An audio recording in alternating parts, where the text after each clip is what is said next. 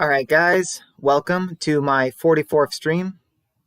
Hey guys, it's me, Brian. I just want to thank you all for liking my stream for the likes before it started, and I want to apologize real quick. I want to just apologize for the fact that I'm doing this 2 hours earlier.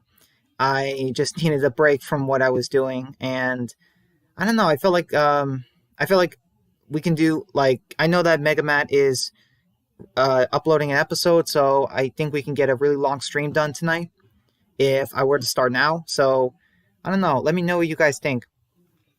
So I know obviously it might take you guys a while to start, but I just want to say that okay, so first I want to say that World Beyond and Fear the Walking Dead were pretty good this week. Like actually very good. So World Beyond was decent and Fear the Walking Dead was amazing. I mean, I gave this episode The Key an 8.5 out of 10. So, yeah. And I know that hey Matt, he says, "Hey Brian, how you doing, bro?" I'm doing all right, Matt. Thank you for asking.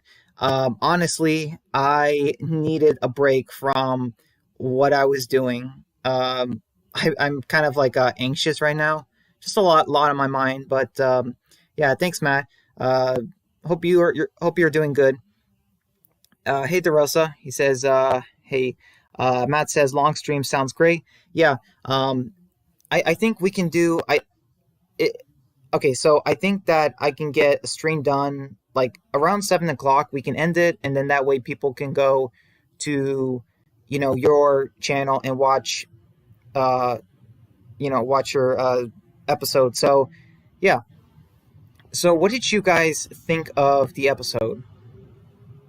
Like, I kind of want to know your opinions. And in the thumbnail, obviously, you guys can see I, put in the text betrayals because, yeah, in a way, if you think about it, there were two betrayals in both of these shows. So, like, there was the betrayal of Victor, betraying, I guess, Janice, and, John got really mad. And then there was the one where Elton kind of betrayed, or at least Hope thinks he betrayed them, about going back to the campus colony. And yeah, so let's see. Matt says, "Sounds good, man. Gonna be a great stream."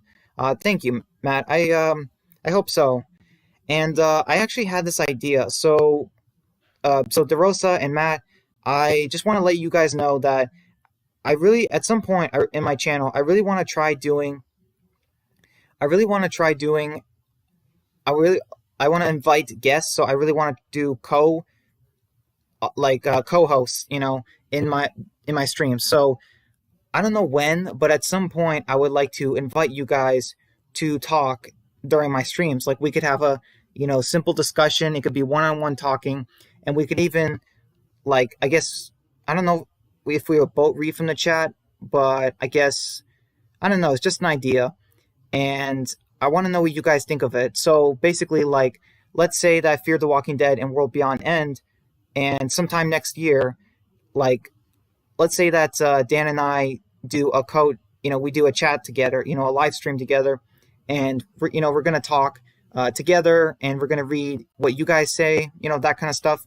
So yeah, let's see, Matt, you say Fear was a masterpiece this week. It was. This was a really good episode. I mean, it was brutal, and the characters, acted very consistent, and there was a decent amount of action. So yeah, I really like this. Let's see. Matt, you say I'll be down to host with you. Well, that's awesome, Matt. I don't know how to do it though. So if we do host like in one of my streams, we would kind of have to discuss it with each other. Like, how would that work? Yeah. So Dan says starting early. Cool. Yeah, I'm sorry about that, Dan. I wanted to give you a heads up.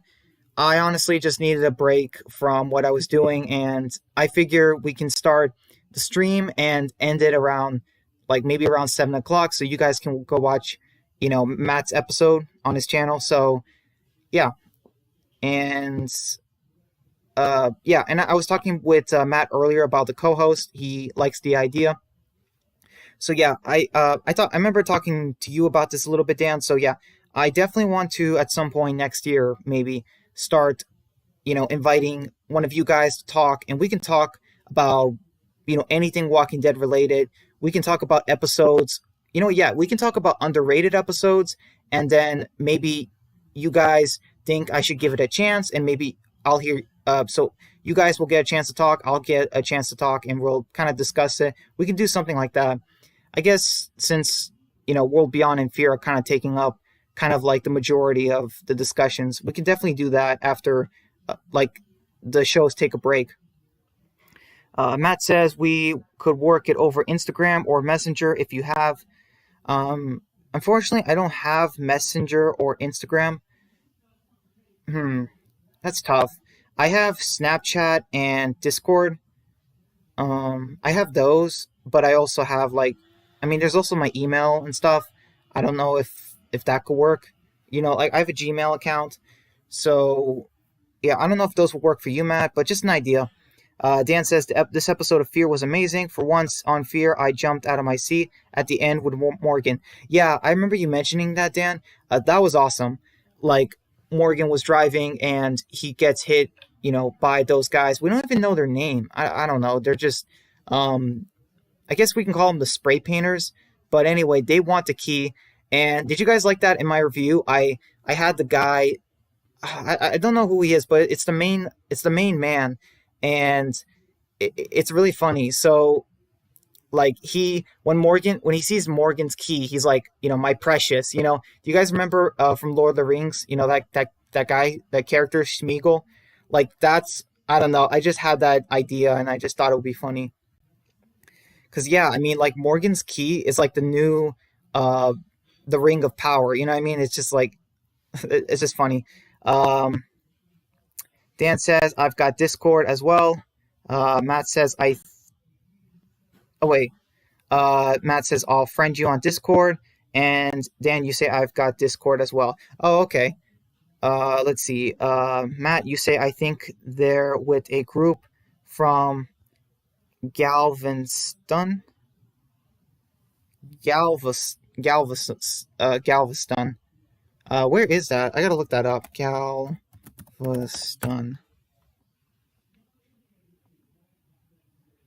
Okay, so it's a coastal resort city and port off of Southeast Texas. Interesting. Interesting. Um, yeah, or like, yeah, so, or we can like do it through emails. I can give you guys like, my Gmail account, and you guys can send me messages. I don't know if that's a way it can work, but just an idea. Let's see. Dan says these keys are very interesting so far. What do you think is the quest? Oh, what do they unlock is the question. Sorry. Yeah, that's a great question, Dan. Honestly, I don't know. The keys are okay. I see two situations. One, the key unlocks a like giant weapons cache. You know what I mean? Like a really I'm talking about like assault rifles, night vision goggles, suppressors, ammo, like a giant locker full of supplies. Or it's like, I don't know, maybe it like has, like it's a key to like a bunker or something, but that might also have supplies or information or something. So honestly, I don't know. It's got to be one of those two. It's just got to be. I mean, yeah. Matt says Emil mentions them as a community from Galveston in the opening minutes of 601.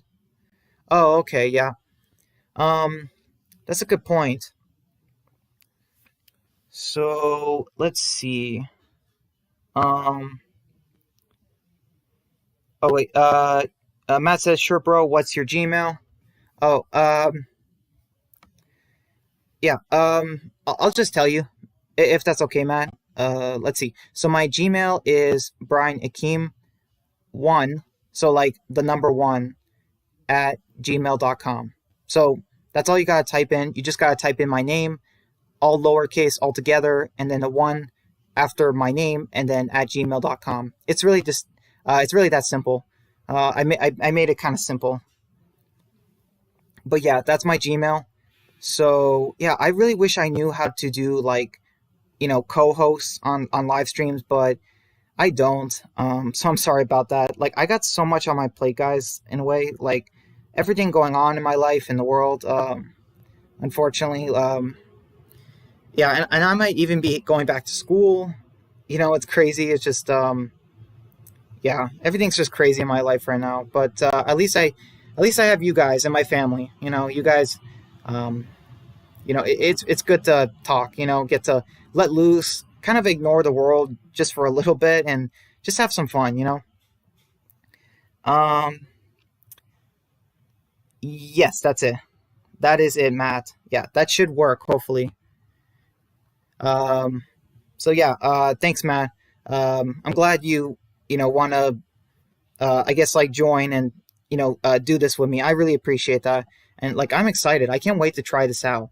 Like we can talk about episodes that like maybe you like, and just oh wait, you say the election has been crazy this week. Yes, it has been. In fact, that is actually what I've had to take a break on. I have just been watching it for hours with my family, and I just can't anymore. I need to take a break from it. And just so you guys know, we are not a political channel, but you guys know I am a Christian. But like I said, this is not a political channel, and you know, I mean, politics takes so much of our lives. Let's not put it in our entertainment too. Yeah, but yeah, absolutely. I just need a break from it. It's too much. What's going on? Dan says, I think we might find out what the keys unlock in episode 8 is my prediction. Uh, let's see. If I was writing it, I would title it Unlock. That's a really cool title, in my opinion. Yeah, that's true. Let's see. Matt says, as a Canadian, I still keep tabs. LOL. Yeah, I mean, I mean, I am in the U.S., so yeah, it's involves me big time. Dan says the election has been insane. And Matt says, me and Dan watching from the sidelines. Yeah, I'm right in the middle of it. You know what I mean? I am literally on the battlefield or the battlegrounds with this election. Like, oh boy, I have to live in Georgia. But yeah. So, anyways, okay. So I gave World Beyond an 8 out of 10, I think, and I gave Fear an 8.5. And honestly, I just want to say, guys, I found Fear the Walking Dead season 6, episode 4, the episode titled The Key. I think this was better than the other episode from the Walking Dead main show titled The Key. So I think that was season 8, episode, what was it, 12? Season 8, episode 12. Was that titled The Key as well? I enjoyed this episode more than that episode and they're both titled The Key. But it's crazy. I enjoyed Fear's version more. And maybe you guys disagree with me, and that's perfectly fine. But I think this was just a better episode. And John is a pretty good lead.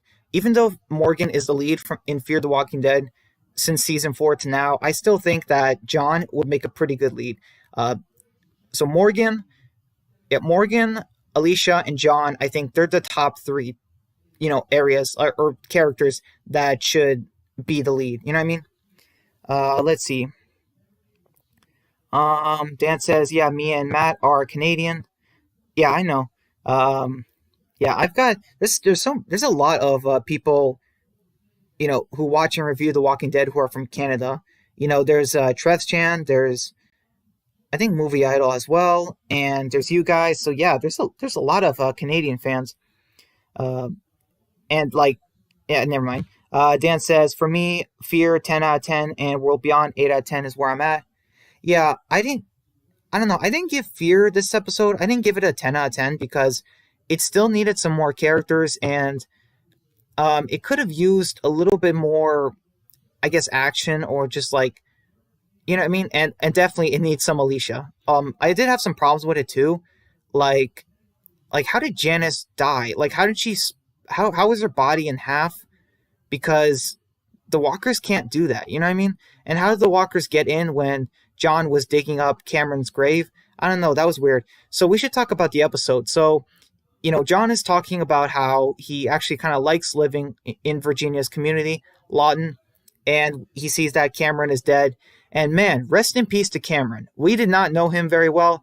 He was, and I made this joke in my review. It was so funny. I'm like, he wasn't a big character. He wasn't an interesting character. He didn't do anything, but he had lines. He deserved better. He had lines. They don't just give those to anyone. I don't know. That was funny. They could have developed Cameron a little bit more because he was only in episode 2 and 4. Like that was it, and he didn't have a. It's crazy. His death actually had more of an impact than him living. Let's see. Matt says Fear is 10 out of 10 and World Beyond is 6 out of 10 for me this week. Oh wow, yeah. I mean that is pretty bad, but yeah. I think that this week's was an improvement, but there's some problems. Okay, first off, Iris. I cannot stand Iris still to this day. She just not is not an interesting or relatable character. She just isn't. Um, I mean, and she's one of the two leads. Like, I just don't get it. Let's see. Dan says, yeah, John is a fantastic leader. Alicia, John, and Morgan are my favorite leads for Fear.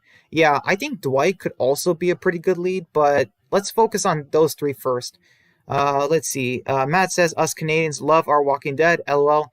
Dan says, we sure do. Yeah, that's true. Canada has a large, loyal, fan base for The Walking Dead.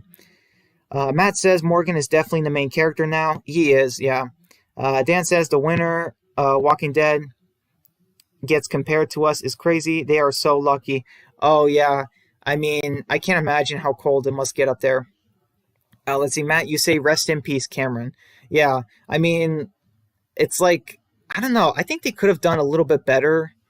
Like, because it's like we didn't even know the character. Um, I don't know. Um, I think that it worked. I think it worked. Could have been a little bit better. But Janice, the way they killed her, I mean, okay, so it looks like the oil fields are gonna maybe burn down or something in the future in a couple episodes, or they get attacked. And I'm just thinking, I'm like, wow, I think Fear the Walking Dead might be trying to get rid of everything from season 5. You know what I mean? Like that would be crazy. Just like erase that. Let's see. Dan says Morgan as a lead is awesome right now because he's finally a great character again. Absolutely, Dan. I am so glad that they took our advice, the fans' advice, and decided to put Morgan in the middle. He's not 100% crazy and he's not 100% pacifist. He is the perfect middle, a great character. That is what we love in stories. Great characters. They're the most interesting. Dan, you say Iris is so weird. Yeah, yeah, yeah, she is. Sorry, I heard something downstairs. My family is still watching the election, and they're shouting and talking, and I just had to take a break. But yeah, Iris just doesn't work. Also, who knew this? Apparently, Iris is also adopted. That is just weird. Like I really did not know that. Matt says Morgan is becoming the next Rick for me. Yeah, I mean, if they keep this up with Morgan, the way he killed those two guys at the end, that was amazing. Did you guys see how he stabbed that guy with the axe and like is the guts? I mean, just what? And then he stabbed the other guy. I mean, that was awesome. I mean, that's what, man, like I missed that so much from Fear the Walking Dead, because like Fear the Walking Dead season 5, it was not deserving of the Walking Dead title, but now season 6 is proving that it is. Dan says, yeah, Lenny is amazing this season. Yeah, this is how he should have been in this is how he should have been in season 4 and 5, but better late than never. Matt says this is the best Morgan has been since 101 of the main show. That is kind of true, I will admit. But I will say, I will say though that I did like Morgan in parts of season 8 when Morgan was killing those saviors in that outpost. In the first half of season 8, like that was awesome. That was great. But everything else after that was just bad, like so bad with Morgan. Let's see. You say, isn't that crazy? Yeah, that's true. Oh yeah, and speaking of 101, did you guys so do you guys think that's a reference? So in the thumbnail for my review of Fear the Walking Dead, the key, did you guys notice how when John took his gun out and shot zombie Janice, I think that's a callback. I'm pretty sure it's a reference to when Rick killed Hannah, Bicycle Girl from the pilot. It's got to be because they're both women, walkers who only have their top half of their body, and they're both trying to reach out to the guy pointing the gun at them, but they can't, you know. So what do you guys think about that? Like, I don't know if you guys maybe caught that. but that is a reference. I know it has to be. I mean, okay, so both of them are male white leads, guys, very charismatic, and they have a revolver. It's just got to be a reference. Rick and John, they're the way it portrayed that, it was very similar, I admit, and they're both cops too, or at least used to be. Let's see. Dan says Janice should be happy she had a great death compared to her brother. Yeah, I mean, oh, and Matt says her brother's death is laughable. I love how we say her brother instead of Tom. You know what I mean? Like, he doesn't even deserve to be called by his name. Like, that's how bad his death was. I mean, yeah, his death is one of the worst, if not. I think I put it in one of the worst deaths in all of The Walking Dead. I mean, it was just that bad. Dan says Morgan in season 6 is honestly my favorite Morgan from either show. He's at his best, in my opinion. Yeah, he's so much better than he was in the main show back in season 6. That's just so crazy that Fear is actually doing some things, better. Wait, what are you saying? Matt, hold up, let me take selfie. Wait, what? Wait, oh yeah, you're talking about Tom. I'm like, oh my goodness, why? What were they thinking with that? I just don't get it.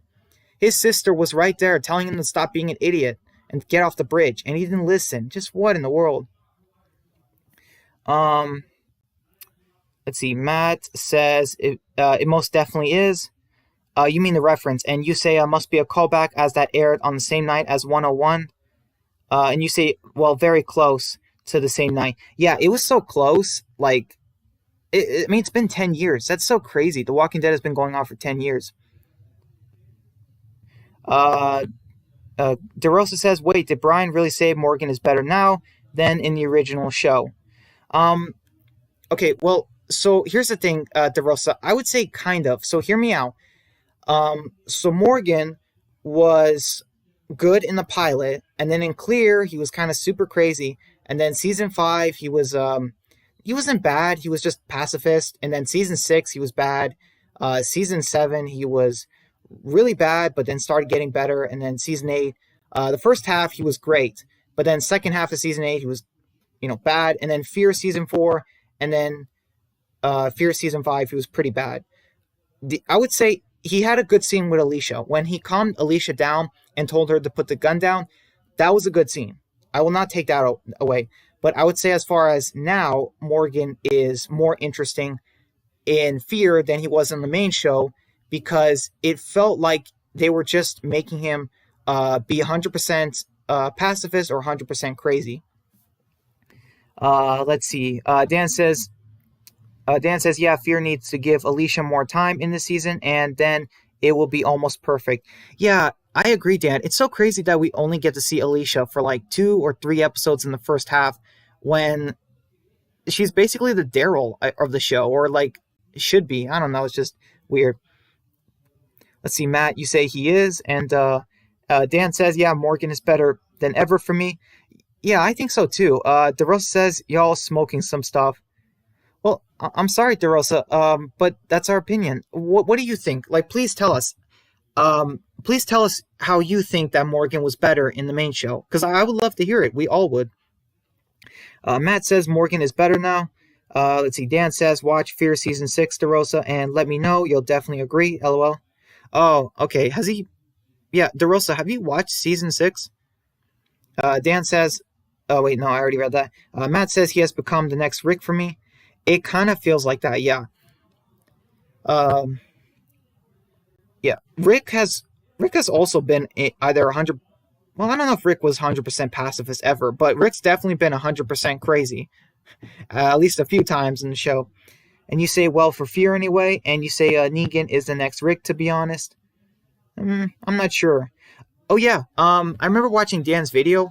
We're gonna get Here's Negan finally, and they casted Lucille, as Jeffrey Dean Morgan's real life wife. So yeah, that's gonna be interesting to see. Matt says Alicia has been shoved off to the sidelines this season. LOL. Yeah, that's true. Kind of like the second half of season 5, but I will say that at least they're not having painting trees. But yeah, Alicia definitely deserves more screen time. Dan says Morgan as a lead is finally a good idea. They should have written him like this back in season 4. And you say poor Alicia. Yeah, okay, at least Alicia is not infected with the whole radiation thing. I don't want. I hated that. I'm so glad they didn't do that. So I'd rather have Alicia on the sidelines than like Alicia getting a whole bunch of screen time and then dying, being killed off. Like I would hate that, you know. I'd rather have a little bit of Alicia than a whole bunch and then they kill her off. Let's see. DeRosa says I miss season 5 Rick. Yeah, me too, man. Me too. I don't know if you guys heard that Rick. Did you guys see how how AMC took down that page from IMDb about Rick being in World Beyond? Because I don't think it's gonna happen. But man, it would be awesome to have a Rick cameo or reference in World Beyond, but I don't see it happening. I miss Rick so much. Like he didn't make The Walking Dead what it was because that's all the characters. But I will say he definitely was a big chunk of it. You know, as far as why people love The Walking Dead main show. And I wish he can come back, but it looks like we're just gonna have to wait to the movies. If they ever started, I hope they do, because I don't know if you guys were able to see any new pictures with Andrew Lincoln, but I think he still looks like how he did back in season 9, right? And it's been like 2 years, so we gotta see. So I think they should be setting up for the movie soon. Matt says even Strand is bigger than Alicia this season. Yeah, Matt, I think they're building up. I think they might be building up to Strand's death this season. I think they're giving him a Eugene storyline from season 7 and 8, but instead they're gonna build him up and maybe kill him off. Let's see. DeRosa says, "Whoa, they are actually doing Here's Negan." Yes, they are, DeRosa. They are finally doing Here's Negan. Dan says his wife playing Lucille is awesome. I hope so, Dan. I really hope so. And you say they better not kill Alicia this season. Don't ruin a perfect season, Gimple. Yeah. Yeah. Don't worry, Dan. They would be stupid to kill off Alicia. Here's why. For several reasons. Because one, she has had one episode this first half already. I mean, that's it. Just one episode. I mean, if you're gonna kill off a character as big as Alicia, you can't just give them 1-2 episodes in the first half. That would just be like terrible. Matt says, just kill Strand, please. You say sick of him. I definitely think they're gonna kill him off. I think they're building up to his death. Like Strand's gonna be the big death of the season. We're gonna get like Janice, June, the trucker people, and Strand this season. Like all deaths. I think so. Dan says, Rick in World Beyond, not buying that till I see it. LOL. Yes, I agree, Dan. It's like we would love to see Rick again, but don't put him in World Beyond because they might just ruin him, you know. DeRosa says Rick, Daryl, Shane, Carl, Michonne, Maggie, and Carol are the Walking Dead for me. Yeah, they're definitely a big chunk of it. Rick, Daryl, definitely. Shane, not so much. I wasn't too big of a Shane fan. Carl, he deserves so much better. Michonne, definitely. I miss her so much. Maggie, yep, and Carol too. Absolutely. But I would say Glenn should also be there. And the Governor. I mean, the Governor really made The Walking Dead. Dan says Strand is almost a villain in my book. Yeah, I mean, when he killed that guy, what was his name? Sanjay? I could understand that, but then he apparently sold out, Janice too, or at least told Virginia she was, not, she was trouble. Like, I don't get it. Like, Strand, I get protecting your group, but now you're just, cutting ties with them, I don't know. Let's see, Dan says, Morgan, and DeRosa says, oh yeah, Morgan and Negan. Oh, yeah, you guys are talking. Dan says Morgan is a big part of The Walking Dead for me. I mean, I could definitely see The Walking Dead still going without him. I mean, the main show, definitely. But he definitely helps fear The Walking Dead. I will say that. Let's see. Matt says, yeah, no Morgan, then Rick dies. Dan says Carol needs to be written better, in my opinion, though. Yeah, Carol hasn't had the best in season 10. And you say Strand death, mid-season finale, or maybe the season finale. I don't know. Good question, Dan. Or actually, I guess it's not really a question. I think that Strand, I think it's going to be more of a second half thing. Matt says the sooner the better. Let's see. Dan agrees. Matt says Daniel though, leave him alone. LOL. Yeah, Daniel, they shouldn't touch him. Oh yeah, and we got to get some more Daniel. Daniel. Okay, so Morgan has had some interesting moments. John has, but we need Alicia, and Alicia had some, but we need Daniel to have an awesome scene this season, the first half at least. Dan says, yeah, Daniel is becoming likable again. That's true. They just need him to do more stuff. Matt says he also sold the group out to the Proctors in season 3. Yeah, that's true. Strand does that multiple times. At least, okay, Strand has done that twice now, at least, where he sold the group out for these villains and said that, oh, they were going to do this anyway. And it's like, well, why didn't you warn them or something? Like, I don't know. DeRosa says Strand was actually interesting for a bit. Yeah, I don't know. I was okay with the whole con artist, Silver Tongue character, but like he's not helping the group. It just doesn't seem like that. Strand is not really smart. It just seems he's more like conniving. So I don't know. It just doesn't work. Let's see. What a scumbag. DeRosa says World Beyond, trash can. Matt agrees, and Dan says World Beyond, trash can, fear, gold. Yeah, I guess you don't have a gold emoji, Dan. They should make one. They should make a gold bar emoji. But yeah, World Beyond. Here's the thing, though. I think that. Oh wait, hold on, guys. Sorry, just one quick second. Be right back. Yes, Una.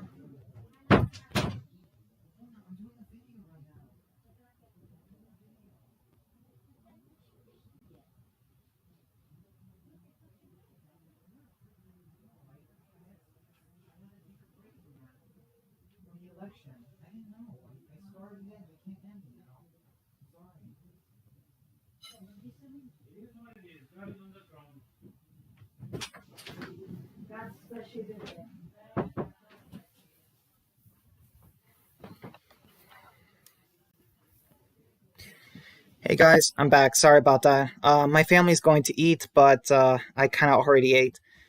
Um, let's see. By the way, you guys can hear me perfectly, right? Like, no problems with the audio. Obviously, we wouldn't have been going on for 30 minutes if there was a problem with the audio. Let's see. The Roast says the main reason I'm still watching The Walking Dead is for Daryl, Carol, and Judith. Yeah, I'm watching The Walking Dead main show right now for, I would say, Daryl, Judith, Maggie, and there's got to be a couple others. I mean, there's some minor ones like Dog and Jerry, but they're not big characters, you know. Like, Daryl, Judith, and Daryl, Judith.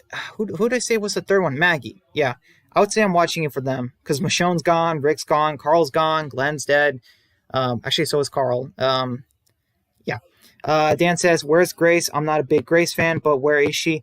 Yeah, I don't know, Dan. That's a great question. Maybe Virginia has like a hospital community, and maybe they're. You know what? I bet we're gonna see her in the mid-season finale. I think that's probably when we're gonna see her. DeRosa says, "Without them, the show would be worthless." Yes, that's true, DeRosa. I mean, without. So here's the thing: without the main characters like Daryl, Judith, Carol, I mean, who would we have left? We would have Magna, Yumiko, Kelly, Virgil. I mean, sure, we have Dog and Jerry, but they have gotten so little screen time. I mean, I don't know. Okay, we still have some characters, but yeah, we definitely need to keep the main ones more. Let's see, facts. Where she at? Yeah, I think that DeRosa. I think that Grace is in a different community, and we're gonna come across that at some point. You say, "Oh snap! I forgot Maggie." Yeah, she. No, DeRosa. I was. No, no. My family called me down. That's why. But yeah, Maggie. You know what's crazy? Some people actually forgot that Maggie has a son. Like, I'm not joking. Like if you go to the videos with Maggie and Herschel on YouTube, like some people will say like, "Oh, I forgot Maggie had a son." It's like, how can they forget that? Man, like some fans really need to pay attention more. DeRosa says, love the stream and everyone here. Oh, thanks, DeRosa. I appreciate that. You too, man. Absolutely. You guys make this worthwhile, honestly. And like seriously, sometime next year, hopefully by the latest, um, I want to invite and talk to you guys, personally. Like, I don't know if you guys have microphones or some type of thing to talk to, but yeah, I mean, we could just talk about The Walking Dead or whatever topics you want. We can do like guest live streams, you know, after Fear and World Beyond end. Um, after the break happens. Let's see. Dan says, I love how much Fear has turned into something we look forward to now. They deserve it, though. Season 6 is awesome. Yes, it is, Dan. Can you imagine if Fear Season 6 was terrible? We would have had a cringy World Beyond and a terrible Fear Season 6. I mean, that would have been so bad. I'll admit, I really thought that Fear Season 6 might be horrible. I didn't assume it, but I thought it was like a 50% chance, honestly.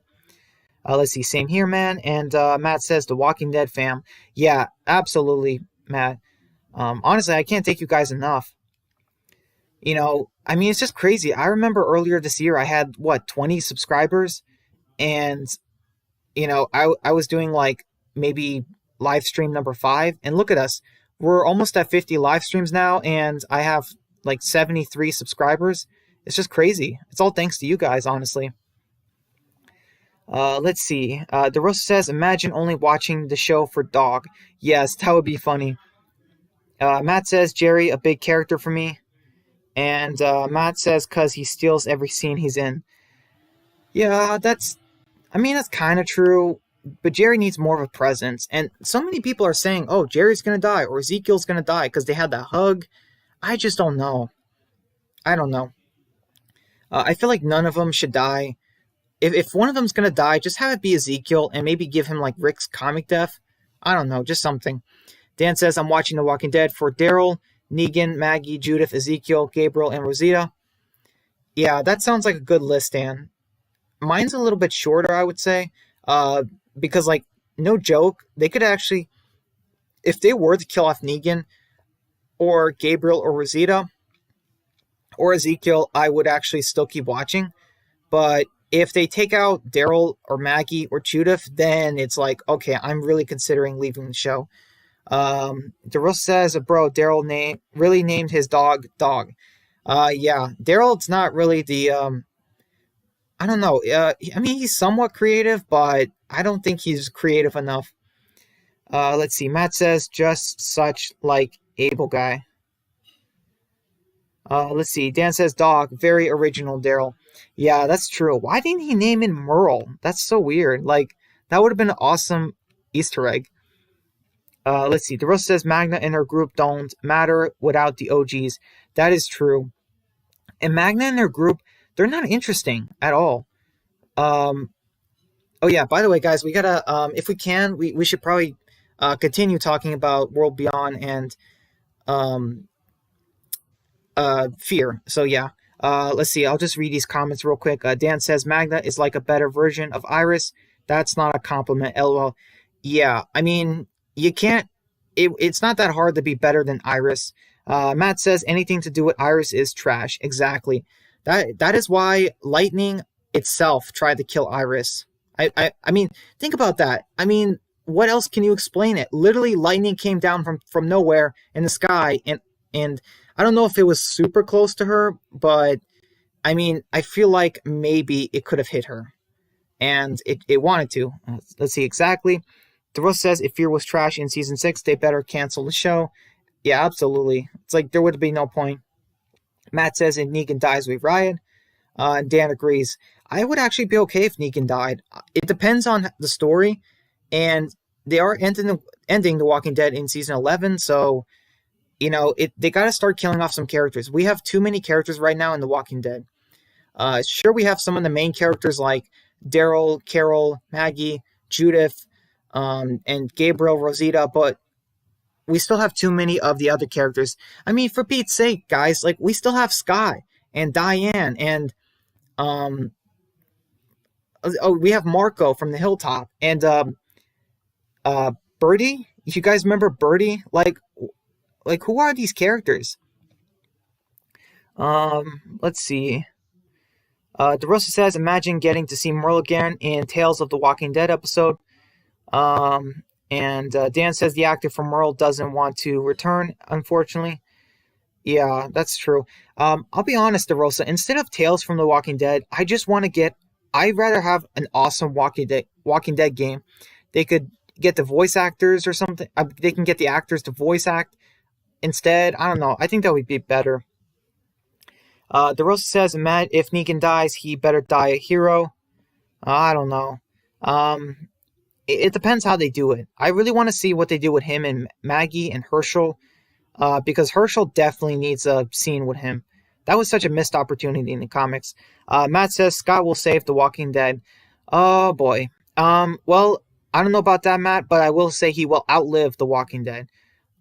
Like I said before, I'm done predicting Scott's death. He's never gonna die. I gave up. I'm done. With the sleepless nights, thinking why is Scott still alive in The Walking Dead. I need to sleep. Dan says we have more background characters than main characters. Yes, that's true, Dan. We got to get rid of some of them. It's so, I don't know. It's becoming kind of embarrassing. DeRosa says, bro, how is Scott still alive? I have no idea. I've had some theories. I have my theories. One of them is he has the same first name as Scott Gimple. So, Scott Gimple won't let Angela Kang kill him off. Dan says Scott is officially safe. Yeah, that's crazy. He's as safe as Carol and Daryl. It's just crazy. Matt says, cause it's Scott, bro. All right, guys. We gotta. This was fun, but we really gotta get back on topic. So what did you guys think about Elton's flashbacks with his family? You had his dad. I don't think we caught their names. I think we maybe caught his mom's name. Oh my gosh! And Elton, he wanted to. So Elton is 15, and in the flashback he was 5, and he wanted to name his little sister Esmeralda. Oh my goodness, I couldn't stand that name. I had to write it down when I was making my review. I had to write it down because I kept forgetting. I'm like, I kept forgetting the name because like Esmeralda. What kind of name is that? Oh my goodness, that was cringy. Let's see. Matt says, why did Gabriel stay to fight the Whisperers instead of Scott? He was taller and had more armor. Like what? Exactly, Matt. Exactly. Father Scott is like half a foot taller than him, and he is the only character wearing armor, I think, in that scene. Or maybe Rachel was too. But the point is, Scott had armor on. So it's like, I don't know. Just what was he doing? Like, it should have been Scott. This would have helped develop his character better. I really think people don't even know who Scott is. When I watch people reacting to The Walking Dead, I don't think anyone knows who Scott is. You know what I mean? Like, he's never mentioned in people's reviews. He's never mentioned in people's reviews. People never say, oh, hey, it's Scott when they see him. People even know Diane from The Kingdom, the Arrow lady. They know her more than Scott because they're like, oh, I recognize her. But for Scott, people are just like, I don't know that guy. I'm not going to acknowledge him. It's like, I don't know.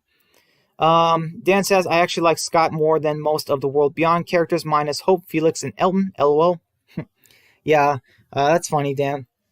DeRosa says, bro, Scott is better than Iris. Yes, he is. Why they're both still alive, I have no idea. Dan says the boat stuff feels a bit unrealistic for me, though, to be honest. That's interesting, Dan. Why does it feel unrealistic? I'm kind of curious. Let's see. DeRosa says Scott is a Walking Dead casual. Wait, do you mean like a casual character or just they never did anything with Scott? Like he had a son or adopted son. Nothing happened with that. He lost his best friend Heath. They didn't do anything with that. He never had a relationship with anyone. Like, they gotta give Scott something to do. Give him some development if he's gonna take away screen time from other characters. Like, I don't know, when Scott gets more screen time than Dog, and Dog has, like, 80 times the fan base that Scott has, something is wrong. And something is very wrong. So, yeah.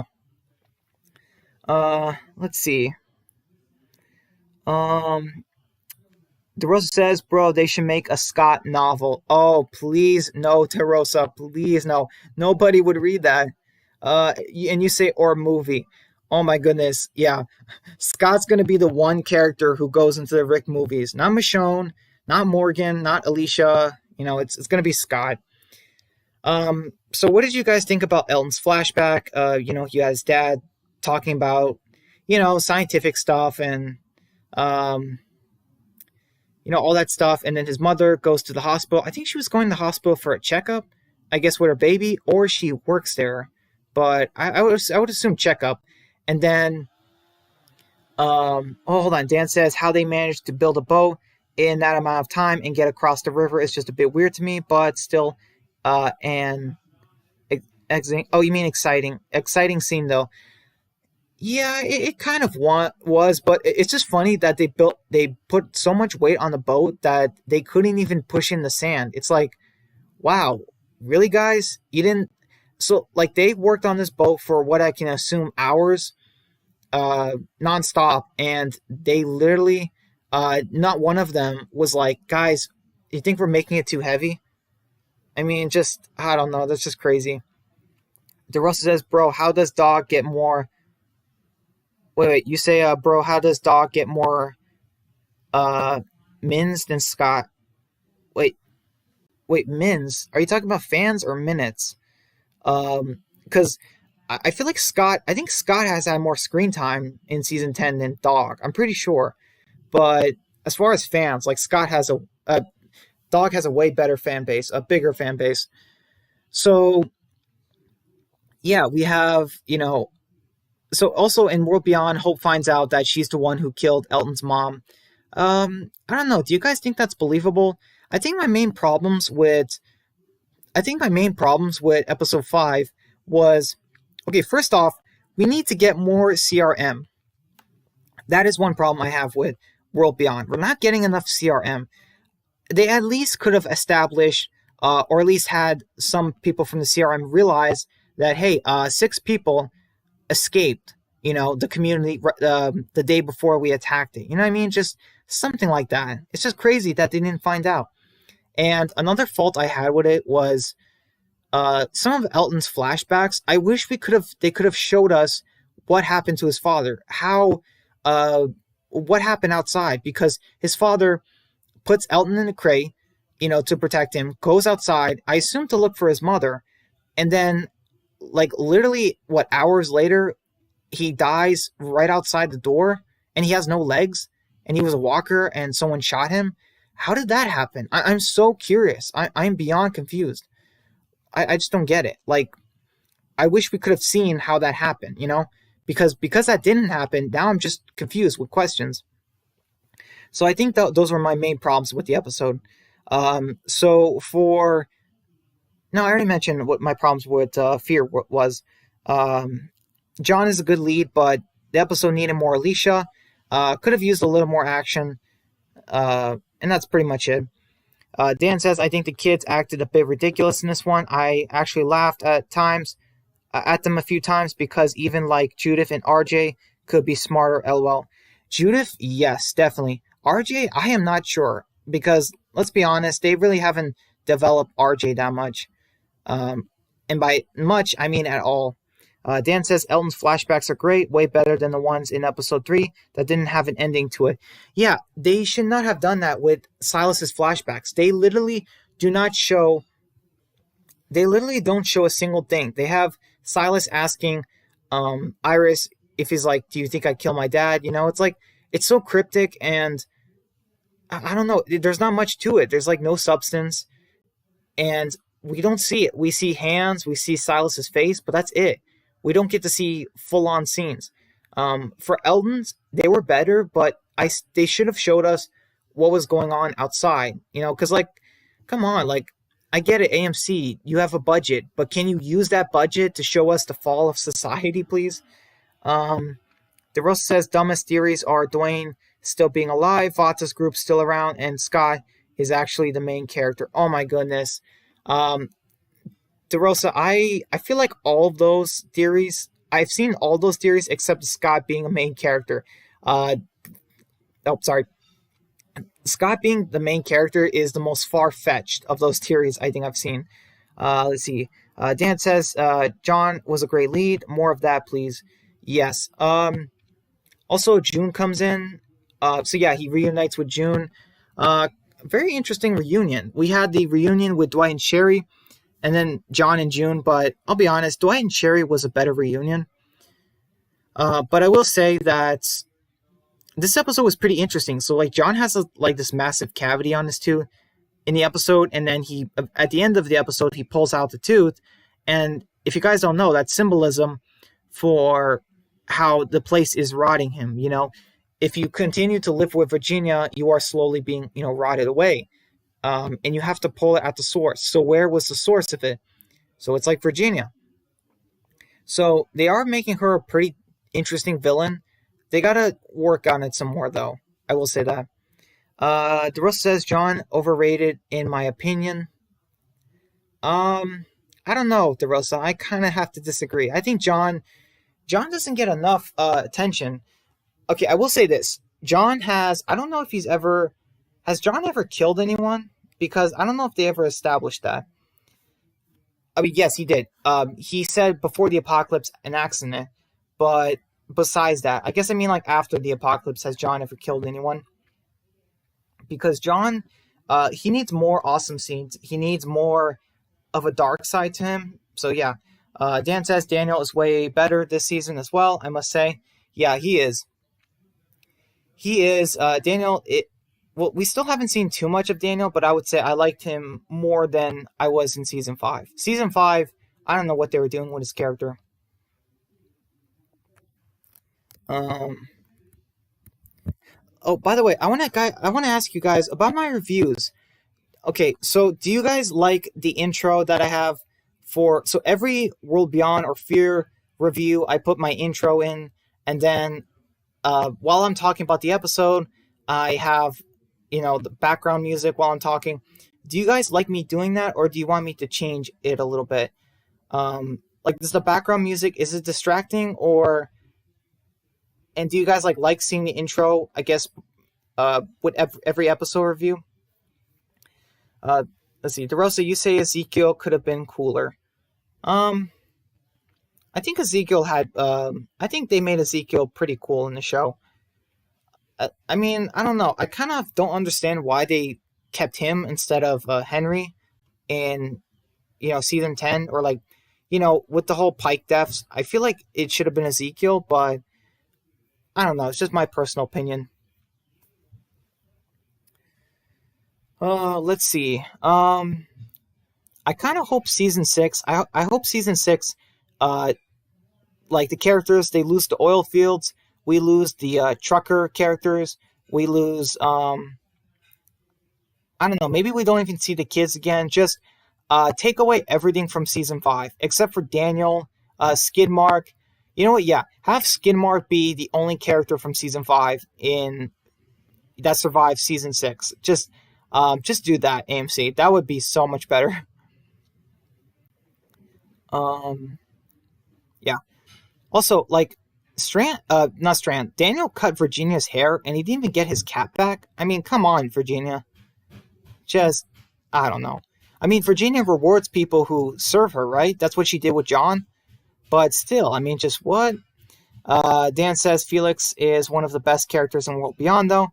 He is. He is. The actor has a lot of charisma, and I would say that he is my favorite character in World Beyond, but he still has some work to do.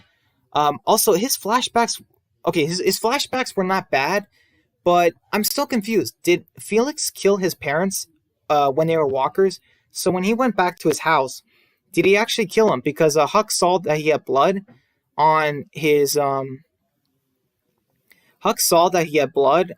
hand. So I don't know. Did he do it? Because at nighttime when he's going to the house, we see him turn around. So I don't know. It's weird. The Rosa says, "What if Skinmark, Dog, and Scott were all in the lineup? Who's dying?" What if Skinmark, Dog, and Scott were all in the lineup? Who's dying? Scott. It should be Scott, definitely. Keep Skidmark, keep Dog, and kill off Scott. If there was a lineup, whether it was a Pike victim or Lucille victim, uh, just kill Scott out of those three. Honestly, I'm not joking. I'm not joking. DeRosa, Scott, th- like they they should get rid of him absolutely, but unfortunately, I don't think they're ever going to get rid of Scott. He seems as unkillable as Daryl or Carol. Like he's just that unkillable. Um, I don't know. What do you guys think? I mean, I wanted to go for a kind of a long stream today, but I don't know. The stream is. Oh, hey, Wasteland. He says, hopefully no stupid trolls show up. Yeah, I agree, Wasteland. It doesn't look like there were any trolls. So, yeah. The Rose says, bro, Skidmark the goat. Yeah, that's funny. Yeah, Wasteland, thanks for coming. And, yeah. Um, you know what? I think maybe because this was a surprise stream I did, I think maybe the trolls just didn't have time, honestly. And I actually want to stop talking about trolls right now because I don't want to jinx it like last time. I think last time they came after we talked about it. So, yeah. So, let's see. Okay, what is there to talk about? Okay. One second, guys. Just typing that in real quick. Let's see. Wasteland says, Drewski hopefully taking a chill tonight. Yeah, I hope so. Maybe it's just too early in the day or something, but I am so glad he's not here. Honestly, this is refreshing. Having a stream with no trolls is amazing.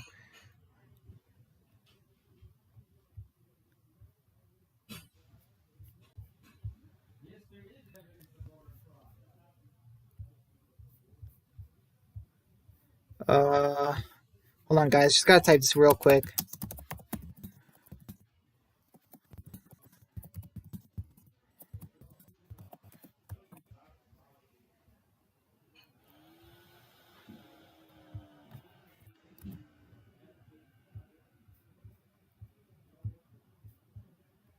Okay. Not much to talk about. Um, hey, Wasteland. Just want to let you know if you didn't hear. At some point, maybe at the latest next year, I'm gonna start. I'm gonna try and do co-hosting on my live stream. So once in a while, like so every like live stream, I'll like host a guest or one of you guys who subscribe to me, who are on my streams. You know, someone I trust. So I will. So if you guys have like a microphone, you guys can join my streams and we can like talk about Walking Dead or just a certain thing. But I would prefer it to be Walking Dead related. So yeah, we could talk about any episode, any character, and just talk back and forth for everyone to hear. So yeah, if you're interested in the future of doing that, because I think it'll be really fun. You say I've noticed that the earlier it is, they come less. Um, yeah, it definitely seems like that. As long as we're early. Hey Matt, I'm glad you're back. Let's see. I mean, I think you went away for a little bit. I have dealt with my fair share of trolls, and it sucks. It really does, Matt. Absolutely. And you say they come after me when I play Spyro. That stinks. Dan says, yeah, the early streams are awesome. Yeah, thanks, Dan. I will try to keep doing early streams. I will try that because it seems like it's probably the safest time. Matt says, agree, Dan. And Wasteland says, oh, that's actually really freaking clever. I like it. Yeah, because like I guess the trolls, they have other things to do, and if I schedule my streams in advance, like hours ahead, they might see that and plan. So if I do it much sooner than they originally planned, that might be a good way to fix it. Let's see. They are like the saviors of our Walking Dead community.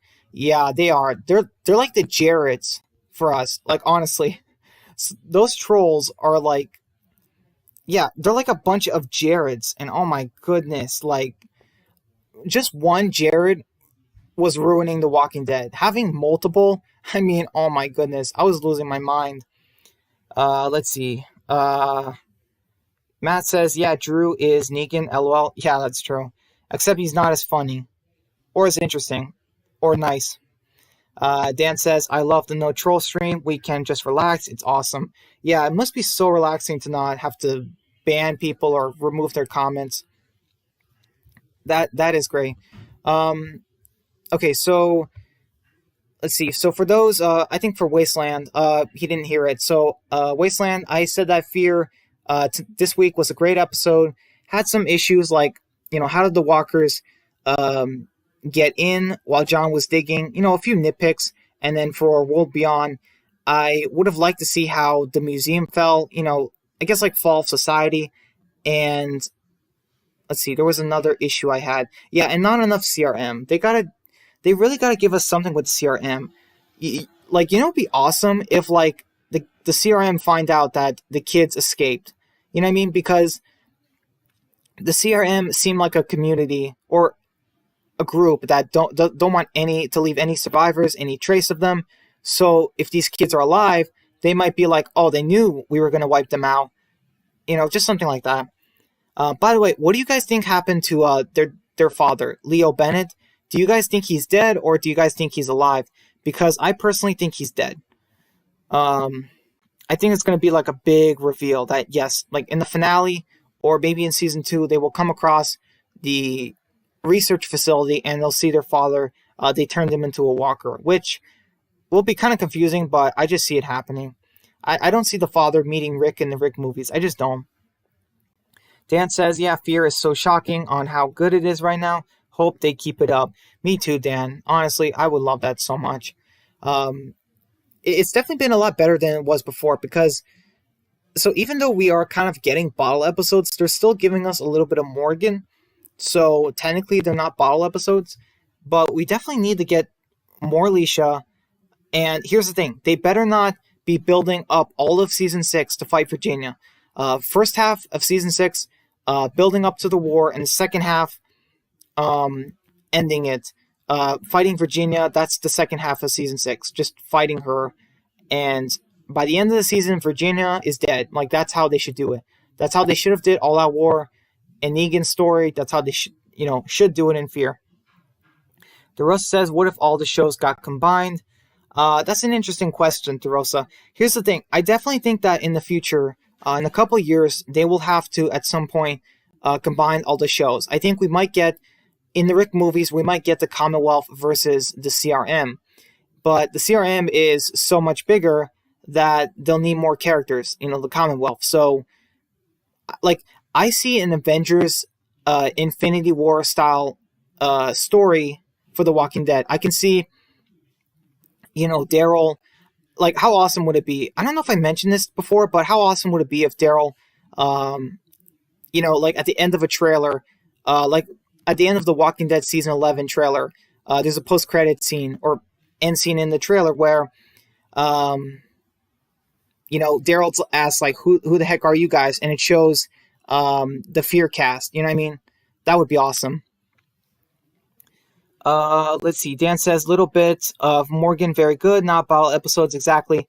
Wasteland says, hey, Brian, any news for Extinction Season 2? Because after Season 1, I'm itching for Extinction news. Oh, wow. Thank you for asking, Wasteland. So you read you watched all of Season 1? Yeah. I just want to be clear so I don't spoil it for anyone. Have you guys all read Season 1? So just so you know, Season 2, yes. I didn't do a video on it, but Season 2 is supposed to be premiering in the spring of 2021. And there is supposed to be, I'm trying to write, so instead of 6 episodes, Season 2 is like, at least currently, I'm picturing 8 episodes, and there's going to be new characters, but as well as the returning characters that survived Season 1. Matt says, yeah, Season 1 was great, Brian. Oh, thank you, Matt. I appreciate that. I really did not know you guys finished Season 1, but thank you. I would love to talk about it or answer any questions you guys have on it, as long as they're not kind of, spoilery. Let's see. DeRosa says, "What if Tom Holland was cast for Carl? Then we wouldn't have got. Well, maybe we would have gotten Spider-Man. Tom Holland. I have no idea. Um, I don't know. I really don't because um, that would have been interesting. I will admit, DeRosa, that's a great question, but I don't really know Tom Holland in other things besides his portrayal of Spider-Man, so I can't really say if he could have portrayed Carl, but I will say I think Chandler Riggs is still a great Carl. I just think the writing for him hasn't been the best, and they could have recasted him. I really think they could have recasted Carl after the big time skip. But yeah, thank you for the question. So even if Tom Holland was casted as Carl, Scott Gimple still might have killed him off, so we can't really say for certain. Um, but I think he would have made a pretty decent Carl. I think so. He also has that like young. I think he also has that like young face. Chandler kind of had it, but man, he was getting so old for Carl. Wasteland says, "Yes, I loved it. Oh, that's awesome, Wasteland. Who's your favorite character in Extinction right now? I mean, mine is obviously the main character, Benjamin, but yeah, I mean, I'm kind of biased just because, um, he's he's that character I just want to make perfect, you know? Yeah. Dan says season one was amazing. Everyone is caught up. Let's see. Dan says, can't wait. I'm going to start doing weekly reviews for season two of Extinction once it starts, if that's okay with you. Yeah, that's absolutely okay with me, Dan. Absolutely. I definitely want to know what you guys think more. And the rest says Scott Pimple. Oh, okay. Wasteland says Benjamin hands down. Oh, yeah. Yeah, I'm glad, Wasteland. I'm glad you like him. When I wrote Benjamin, I did not want him to be, despite his age, I didn't want to make him a pacifist character. I really wanted to uh, take him from a simple college student to just a brutal survivor. And I did that in like 6 episodes. Um, and so like for season two, I'll put him in situations that he doesn't really have a whole lot of experience in, and we'll see how he adapts and how other characters see him. Because I will say this, what Benjamin did at the very end of season one, that will carry on into season two. Like there will be references to that, or like characters will have to deal with the consequences of what they did in season one, like all the characters, and we'll see how each character does it. You know what I mean? Yeah, so like Benjamin, John, Carla, all of them have blood on their hands, and we're definitely going to see how they mature into survivors, which one of them lives, which one of them can keep going, that kind of thing. Hey Epic, glad you made it. Thanks for coming. Let's see. He says, "Hey Brian, I'm more invested in Fear than World Beyond right now." Yeah, the same Epic. Everyone loves Fear right now, and World Beyond, it's just too cringy, and they're not doing enough CRM. Matt says Benjamin is the best. That's awesome, Matt. Yeah, I mean, every one of you guys, I'm glad. I'm really glad because he's the main character, and if my series did not have a good main character, it would not really work. You know what I mean? But there are the other characters. So, what do you guys think of the other characters too? Um, yeah, what do you guys think of the other characters? There's a whole bunch of other characters. There's John, Carla, Cian, or I guess Sean, and there's Hannah. So yeah, they'll all be in season two, but some characters will obviously have a bigger impact. DeRosa says, "What are the greatest acting scenes in The Walking Dead?" Ooh, that is a great question. Okay, hold on, guys. We might have to take a break. This was such a great question from DeRosa. So, um, that is tough. Okay, so greatest acting scenes in The Walking Dead. Okay, so one of them is so when Negan tries to make Rick chop off Carl's hand, that was one of the best Andrew Lincoln's acting. Definitely that was one of the best moments for him. When Lori died, Andrew Lincoln's face is reacting. Okay, I think Maggie, when Maggie lost um, Beth and Glenn too, those were some of the best. Carol's have been good too. Morgan, I really don't know. This is such a great question. Um, because I would say the scenes that make you cry. So, characters that I've cried when they cried, Rick, Maggie, I would say Morgan, and maybe sometimes Carol. Um, that's tough. Carol's face when at the Pike scene, that was great. You know what I mean? Just she doesn't even scream. Just the silence is all there is. You know what I mean? Michonne too. Michonne Denai has had amazing acting, but man, it's so tough. The Walking Dead has casted some fantastic actors. Dan says Chandler was a great actor, but I wish he would have stopped growing up. LOL. Yeah, that's true. Um, let's see. Matt says him, Clay, and Rode would be the top survivors. LOL. Wait, by him, are you talking about Benjamin? Because Clay and Rode, they're from your series, right? Let's see. Epic says, "Hey Matt, when you streaming again, bro?" He is. I think he's doing an episode tonight. I'm pretty sure, unless I'm wrong. I'm not sure if it's a stream though. Dan says some of the best acting are either Rick scenes or Morgan for me. Yeah, the same, Dan.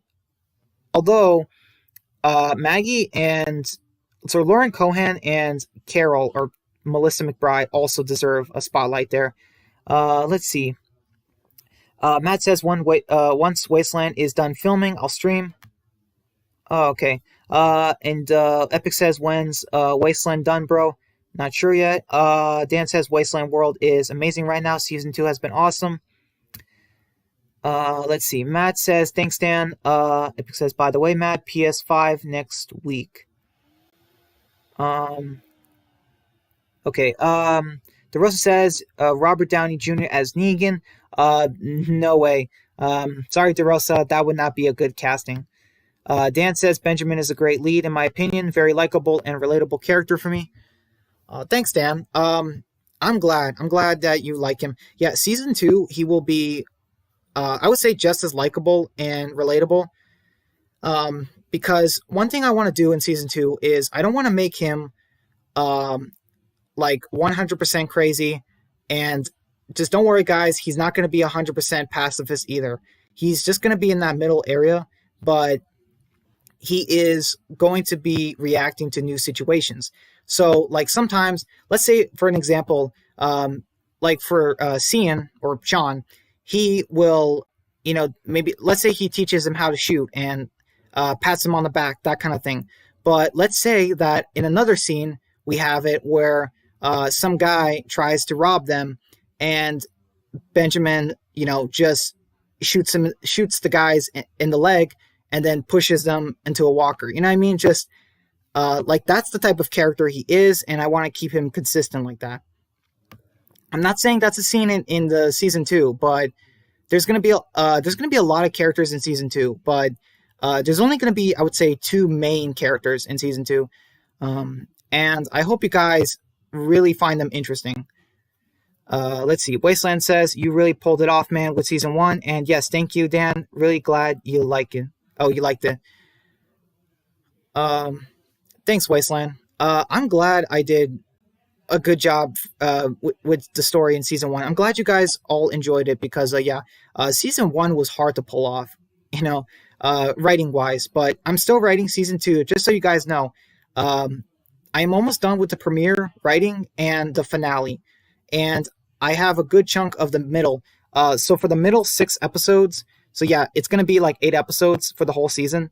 And there is going to be an antagonist in season 2. Do not worry. There is going to be an antagonist. I'm not sure how you guys will feel about him.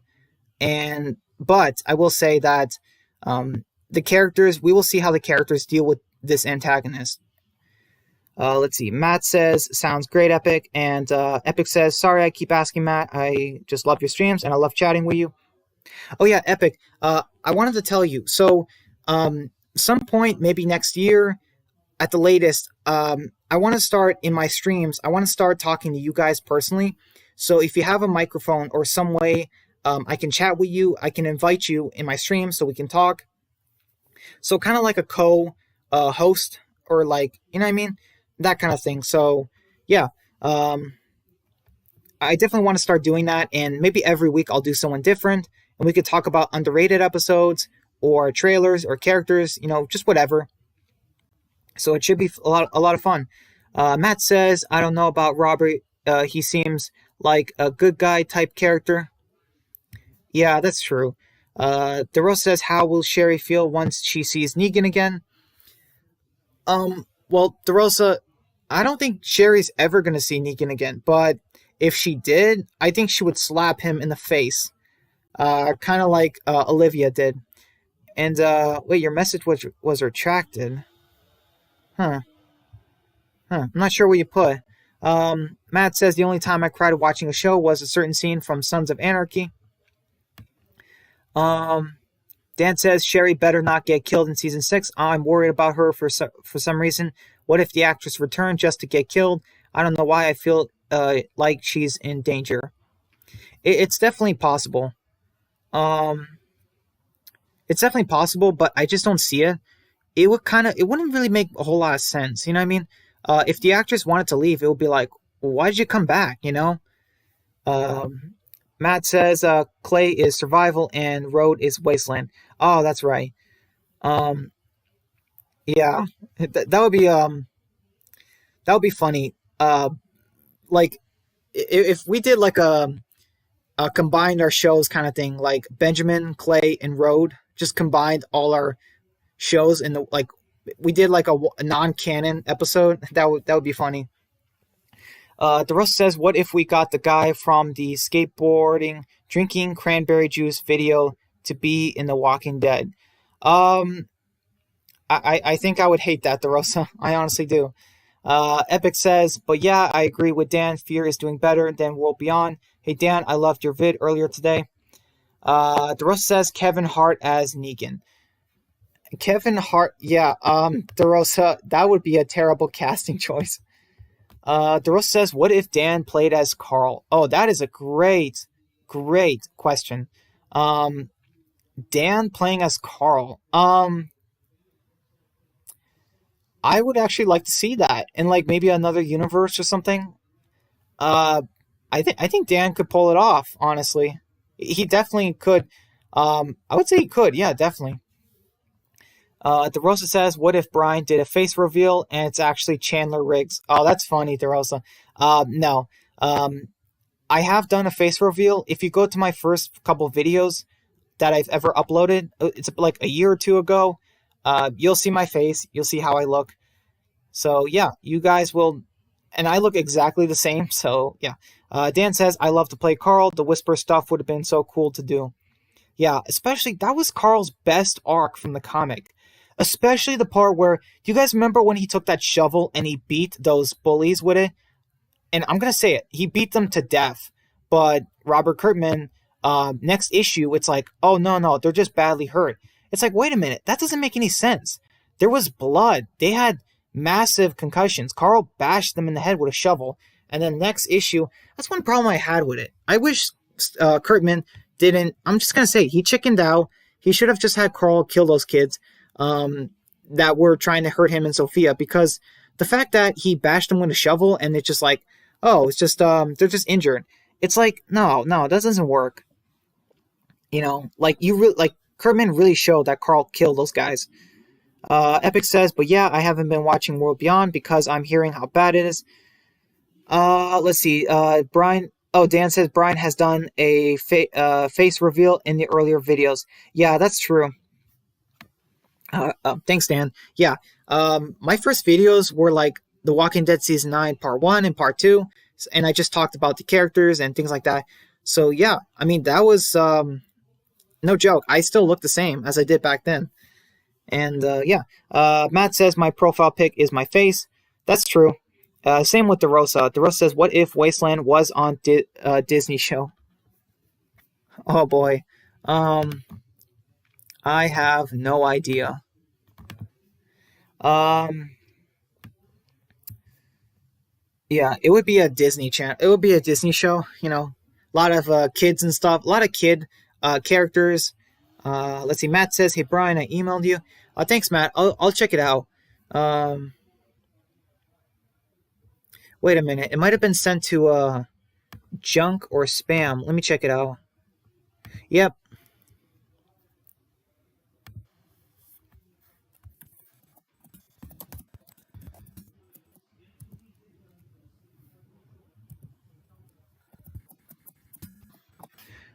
Um,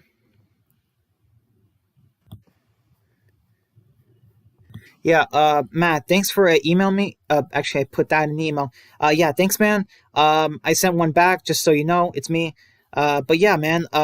Hopefully we can figure out a way to, I guess, talk during our streams or during my stream. Like that would be awesome. Let's see. Epic says, by the way, I'm so happy that we're getting a Negan backstory and casting Jeffrey Dean Morgan's wife, JDM's wife, just perfect. I hope so. I hope so, Epic. Dan says, what I mean is if the actress for Sherry returned and made a deal with AMC that I only have to stay for a few more episodes and then I'm done, it just feels like the actress doesn't care about The Walking Dead. Um, it's definitely possible, Dan. I like to think the actress for Sherry learned her lesson. Maybe she realized that, hey, I had a good thing with The Walking Dead. Maybe I shouldn't be too hasty. Like Corey Hawkins, who shall not be named a second time on my stream because I don't know what he was thinking. DeRosa says, "What if Rick has cornrows in the movie?" I what are corn cobs? I'm sorry, just corn rolls. Like, is it really just? Oh no, no, that's just a hairdo. Okay. Oh my gosh, I thought it was like a weird type of corn cobs. Corn rolls. It's just a style of hair. Like no, no, Rick would look terrible in corn rolls. Oh my goodness. Dan says, "Yeah, if I play Carl, I'd have to grow my hair out. I wonder what that would have looked like." Uh, it would have looked like Silas. It would have looked like Silas. And if you play Carl, Dan, like you should have told them, like, "Hey, I'm not growing my hair out. Like, I'm not stupid. Why am I growing my hair out?" I don't know if they forced Chandler Riggs or the actor wanted his hair long, but that was so dumb. Why did they have Carl grow his hair like a girl? I'm sorry, just why? They even make a joke about that in Robot Chicken. I mean, Robot Chicken it's a stupid show, but it got one thing right, and that was the Walking Dead episode, especially with Carl. I mean, he had his hair. It was like Rapunzel, just what in the world? Uh, DeRosa says, "What if Dan starts a off a video with cornrows?" Um, I would immediately click off, and I don't know, bleach my eyes or something. Let's see. Dan says, "I would have been so glad to work with Andrew Lincoln. That would have been incredible." Yeah. DeRosa says, "Apparently Andrew Lincoln got casted in A Christmas Carol." Oh my goodness. Seriously? I don't know. They gotta start filming the movies. What is going on? Um, Corey Hawkins as Dr. Drew. Oh no, no, Dree. Wait, Dree? Hmm. I don't know who that is. Why did I say Drew? I guess I'm getting tired. I gotta turn on a light. It's like pitch black in my room now. Dan says, "Oh, Corey, so disappointed in him." Yeah, me too, Dan. I mean, just like he was casted as Heath, like one of the biggest Alexandrian characters in the comic, and it wasn't good enough for him. Like, yeah, he wasn't getting a whole lot of screen time in season 6, but he could have told them, like, "Hey, I want more screen time. What's going on?" And he could have been a main character if he stuck around, but no, he had to go do his own show. So yeah, um, and that's why you killed him off in your rewrite, Dan. Because yeah, no second chances. Um, by the way, Dan, I cannot wait for your rewrites. I'm so looking. Whenever you do Wolf Among Us, the game, and your rewrites, I'm man, like those are gonna be my favorite videos that come out this year. At least like videos you do, like they're gonna be my favorites. I cannot wait. I'm so excited. Let's see. Dan says, "Andrew Lincoln, are you still in or are you done?" Yeah, I don't know either, Dan. It's so confusing. Um, because they're filming. Okay, so they're filming Fear again. They've they're probably going to film World Beyond if they didn't finish all 10 episodes. But the Rick movies, what are they doing with those?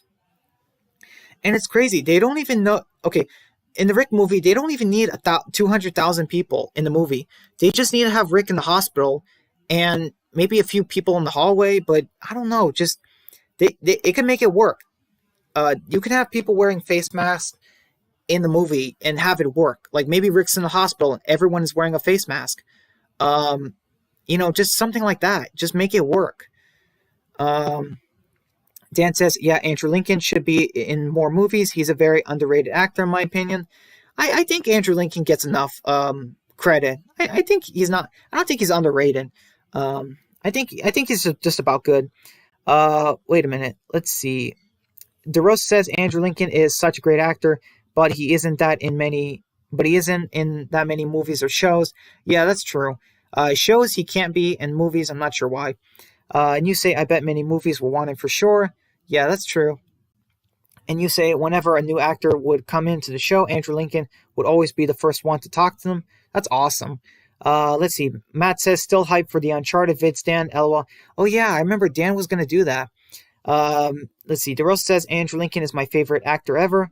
And let's see. Dan says, the names of 709 to 716 are releasing next week for Season 7B. That is awesome. I cannot wait. Dan says, yeah, I've got a lot of videos to get to, LOL. Yeah. I mean, don't pressure yourself too much, Dan. We don't want you to overwork yourself, but man, we are so excited. Honestly, before this year ends, we could definitely use some more, just good things, because this year has been the worst. This year has been absolutely worst. Not just for me and my family. It's been pretty bad, but a lot of people. I mean, this has been a bad year. Hold on, guys. I'm going to go turn on the light. Be right back. I should be back in like a couple minutes. That way the chat can pile up a little.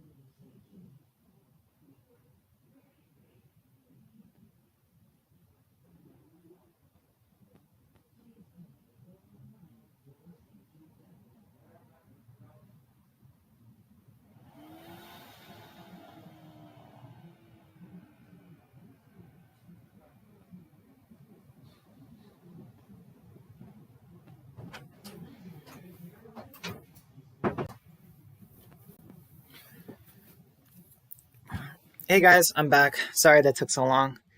Let's see. All right. Think. Matt says time to pile up the chat. Yeah, thanks, Matt. That's awesome. DeRosa says, how about Ewan McGregor casted as Rick, the actor who played in Obi-Wan Kenobi? Isn't he? How old is he? I'm not really sure. Hold on.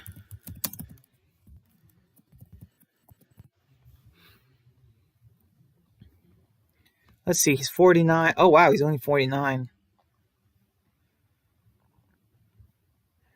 Yeah, I could see him as Rick. But let's be honest, Andrew Lincoln is still one of the best people, if not the best person you could have as Rick Grimes. Also, a small thing: if he was casted as Rick, he would have been so recognizable. You know what I mean? People would have been like, "Hey, it's Obi-Wan Kenobi," and it's like, "No, it's Rick Grimes." That's what I love about The Walking Dead. They kind of get actors who are not super famous, and if they got someone who played Star Wars, that might be a little bit too much. Matt says John is best character. LOL.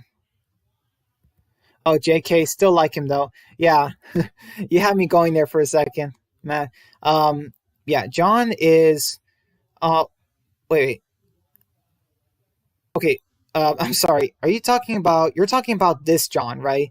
In Fear the Walking Dead, right? You're not talking about John in my story, right? Because, yeah, that is confusing because there's so many Johns. It's like, yeah. This might get a little confusing.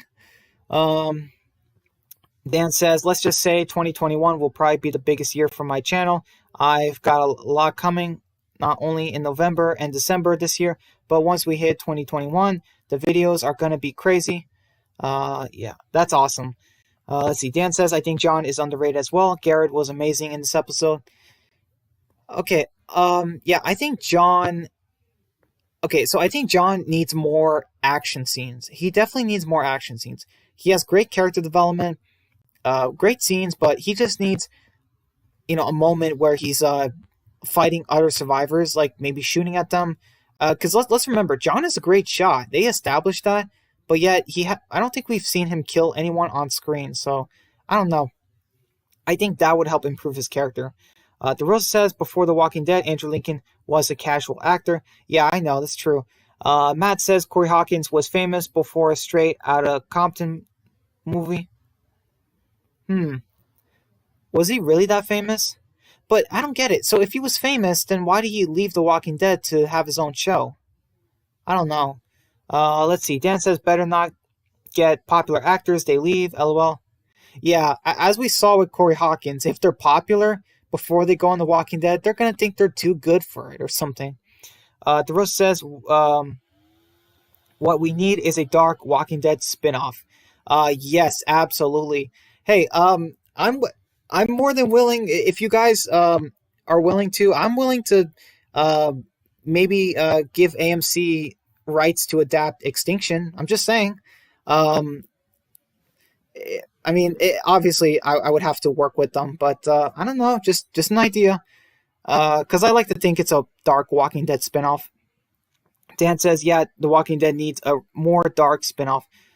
Well, yeah, absolutely, Dan. It's definitely not World Beyond. World Beyond was good in the premiere. It was dark. There were two dark things in the premiere. Hope killed Elton's mom when she was pregnant, for Pete's sake. And the CRM wiping out the campus colony. Those were two very dark things in World Beyond. And then they just, I don't know, they didn't gloss over Hope killing Elton's mom, but the CRM wiping out the community, they kind of like don't touch on that very much. It stinks because the kids are not going to find out. They're not going to go back. How are they going to find out that it was wiped out? Let's see. DeRosa says, anyone know Flight reacts? I don't think so. DeRosa says, when will the Walking Dead universe end? I have no idea, DeRosa. It's like the new Star Wars. Dan says, AMC getting Extinction is what the Walking Dead universe needs after Fear and World Beyond. Oh, that's awesome. Thanks, Dan. Here's the thing, though. I would have a limit, though. They can't have super cringy characters, and you know what I mean. Like it has to be It would have to be faithfully adapted. Oh my goodness! And if I had to cast, can you imagine like how hard it would be? The hardest casting would have to be Benjamin. Casting Benjamin would be the hardest thing ever because it has to be an actor who is young, but also he looks older than he actually is, and he has that charisma, but also can be an absolute like monster or beast when he has to be, when he has to, and he has to work well with the other actors. Oh my goodness. Yeah, casting would be a nightmare for Benjamin. Like, I would not mess around with that. That it would have to be perfect. Um, because like yeah, also like Benjamin's he's a great fighter, also a great shot. So it has to be an actor who can pull those off. Let's see. Matt says John killed someone on screen in 401. He killed a member of Leland's group. Yeah, thanks for telling me, Matt. Yeah, Leland's group was kind of forgettable. Um, I thought there might be a chance he killed someone, but yeah, I mean, it's crazy. 2 whole seasons ago. I don't know. See, that's different with the Walking Dead Extinction. So like, so in the Walking Dead Extinction, characters are they're not going to kill someone every episode, but every season, uh, they're probably going to kill someone. You know what I mean? That's how it is. Because there's a short amount of episodes, that's just how it is in my story. Everyone has to fight in Extinction. Everyone does. They get their moment to shine, and we see if they succeed or fail. So yeah, we see that Benjamin, John, and Carla have succeeded, and in season 2, we'll see if the other characters can succeed, if they have what it takes to kill and survive. Dan says the Walking Dead universe will be here for a while, I think. Hopefully not too long, though. Um, Wait, hopefully not too long, though. Huh. Interesting. DeRose says if The Walking Dead is like Star Wars, then Scott Gimple is Disney. Oh, yeah, that's funny. You say pretty much.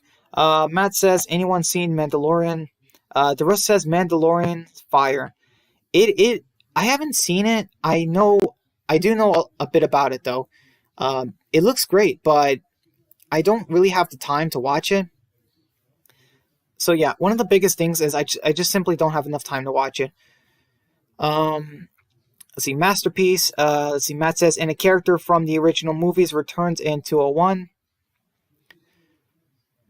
Interesting. Dan says Star Wars has been losing me lately. That's why I haven't seen it. But if it's good, I'll check it out.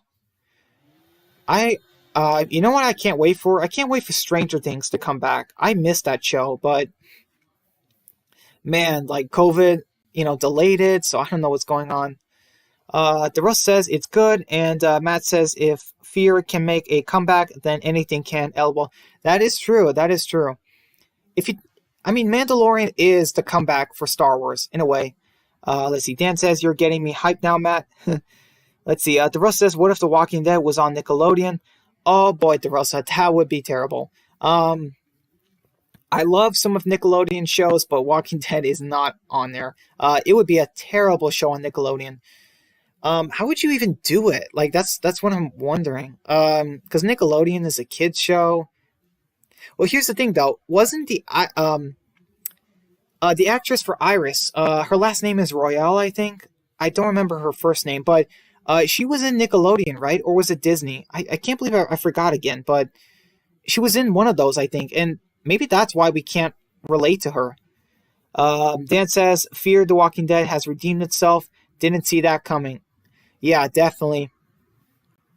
By the way, what's crazy about this episode is that both John and Strand, I think they lose. Okay, so John definitely loses a tooth this episode because he pulled it out. It was rotten.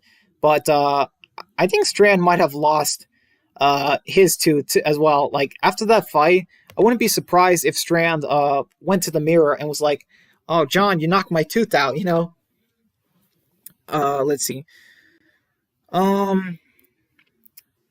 See, it's a good watch. You only need to check it out. Really good show. Matt says, if I was on Nickelodeon, it would just be kids fighting alien zombies. LOL. Yeah, it would be alien zombies. No one would die. That's how The Walking Dead would be. I mean, that would just be terrible.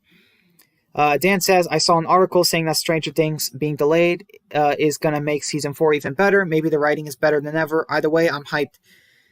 Yeah, but man, the actors for Stranger Things, they're going to look so old in season 4. You know what I mean? It's the kids, they're aging so much.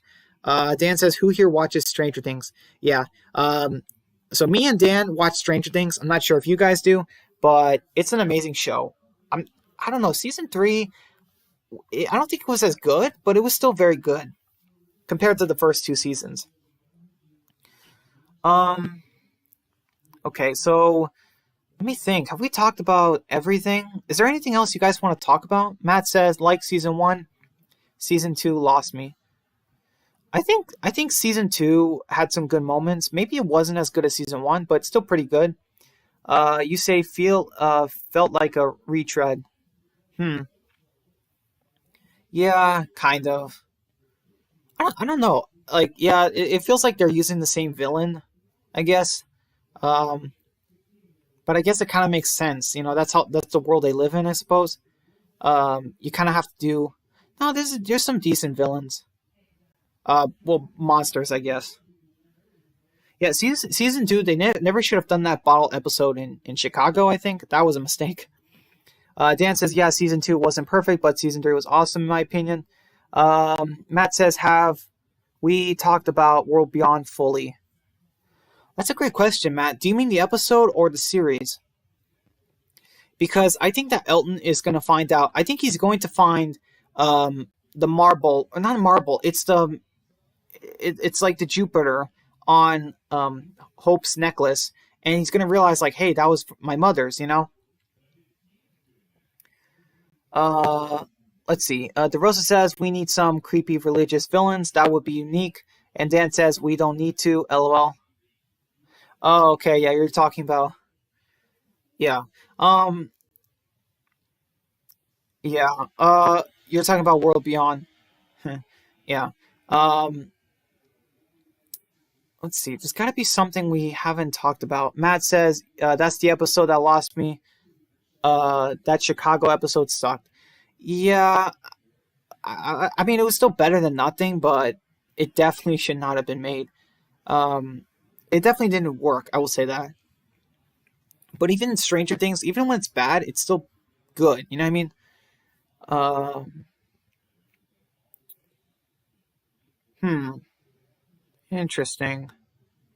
Um, that's a good point, DeRosa. I have crazy religious villains, huh? I will say that um I will say that's an interesting idea.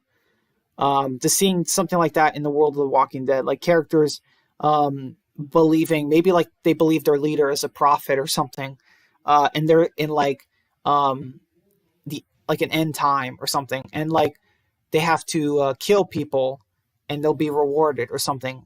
Just I don't know, it's messed up. Dan says, yeah, the 11th episode with her sister was a bit weak. Oh, the 11th. Yeah, I thought you said 11th. Yep. That was a pretty weak episode. The whole sister thing. Yeah, that was so weird. It was still decent. But it could have been a lot better. Okay, there's got to be something. Okay, we can talk about how you guys would have improved World Beyond. Okay, so first off, I'm just gonna say it. If I could improve World Beyond, one thing I would do. So if I could improve World Beyond, one thing I would do is I would have the CRM find out that the kids escaped. That Huck, Felix, and the kids they escaped the compound, and I would do more CRM. Okay, I would have maybe not have Rick, but I don't know. Maybe bring back Heath, Corey Hawkins, or Jadis. Just bring somebody back from the original show. It doesn't have to be Rick, but just somebody, and for like CRM scenes. And I don't know. I mean, the CRM they use tape recorders. That's so funny and so bad. But I would just show that the CRM is a big deal. Like I would have it be where like maybe they say something like the CRM. We get a post credit scene and they say something like you know they they have okay like maybe they find out there's a community called the Commonwealth, and that will set up season 11 of the main show, or further down. I don't know, just something like that. um, I don't know, there needs to be some references to the main show. It doesn't have to be cameos, but some references would be nice, because the CRM they wipe out communities that are not part of them, right?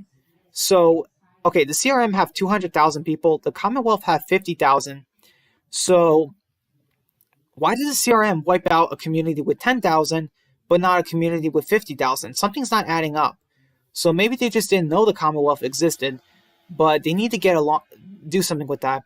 And they need to explain the walkers. Why did they capture scientists and experiment on them? kill them, turn them into walkers. What is that all about? They got to explain that. The Rick movies, Rick is not going to become a zombie. They're not going to do that to him. So at least show us in World Beyond why they're experimenting on people, walkers, and then in the Rick movies, show us what they're doing if you're a B. So Rick is a B. World Beyond, they can show us what an A is. Dan says World Beyond needs a lead, better intro, better actors on a few of the characters, and more CRM. Boom. You've got a good show, not that difficult, AMC. LOL. Yeah, that's true, Dan. But there's one thing that's a problem with that. I think it's budget. But yeah. I don't know. It's just AMC should be able to pull this off. I don't know what they're doing. I mean, doing the CRM, it can't be that expensive, right? Like, they're not filming... Okay, they're kind of filming zombies, but it's not like they're filming action scenes. The CRM, we're not really getting action scenes with that. I don't know. It's just an idea. Also, when the kids find the research facility, how are they going to find their dad? Because, like, the research facility probably has a lot of soldiers and guns. Like, how are they going to sneak in? Like, that's... I don't know if the kids thought about this, but yeah, how is that going to work? The Rose says, what if Rick died in the first 5 seconds in the movie? Oh my goodness. DeRosa, people would be... You know what? That will ruin the Walking Dead franchise. Just like Game of Thrones, that will ruin the entire franchise. I'm not joking. Because Scott Gimple, he hyped up the movie so much, and, you know, if it's not... wait, hold on. 1 second, guys. Sorry.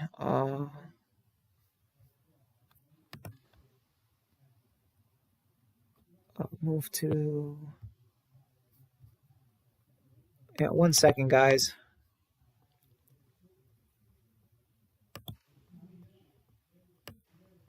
Wait. Social.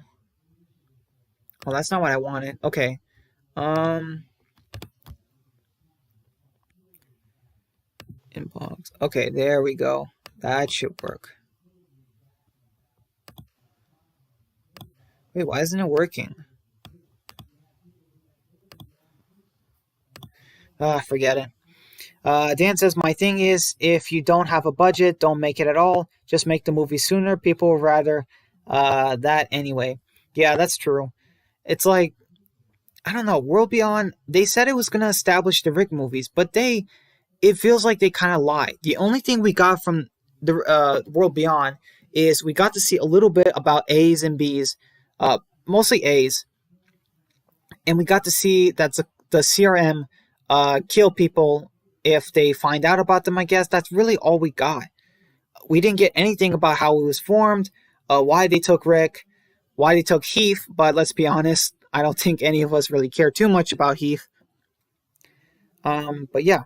Jerusalem says Brian is just checking his Tinder real quick. Just kidding, Brian. Yeah, I don't have Tinder. I do not use Tinder. I don't want to. But, yeah.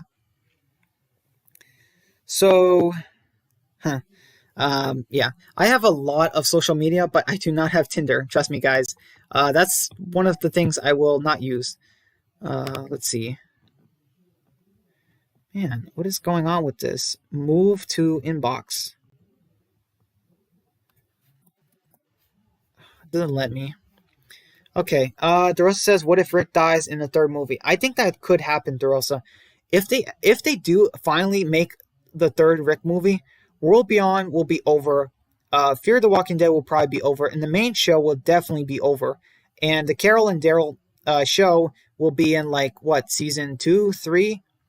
So, I definitely think that the third movie could end with the death of Rick. They could set it up to where the Commonwealth, the main characters in the main show in Fear and World Beyond, Commonwealth, they all join together and they take down the CRM, or at least from the inside, whatever, and it's over, it's done, but Rick somehow dies as a result of it, and then they end the movies with, like, there's a Rick statue.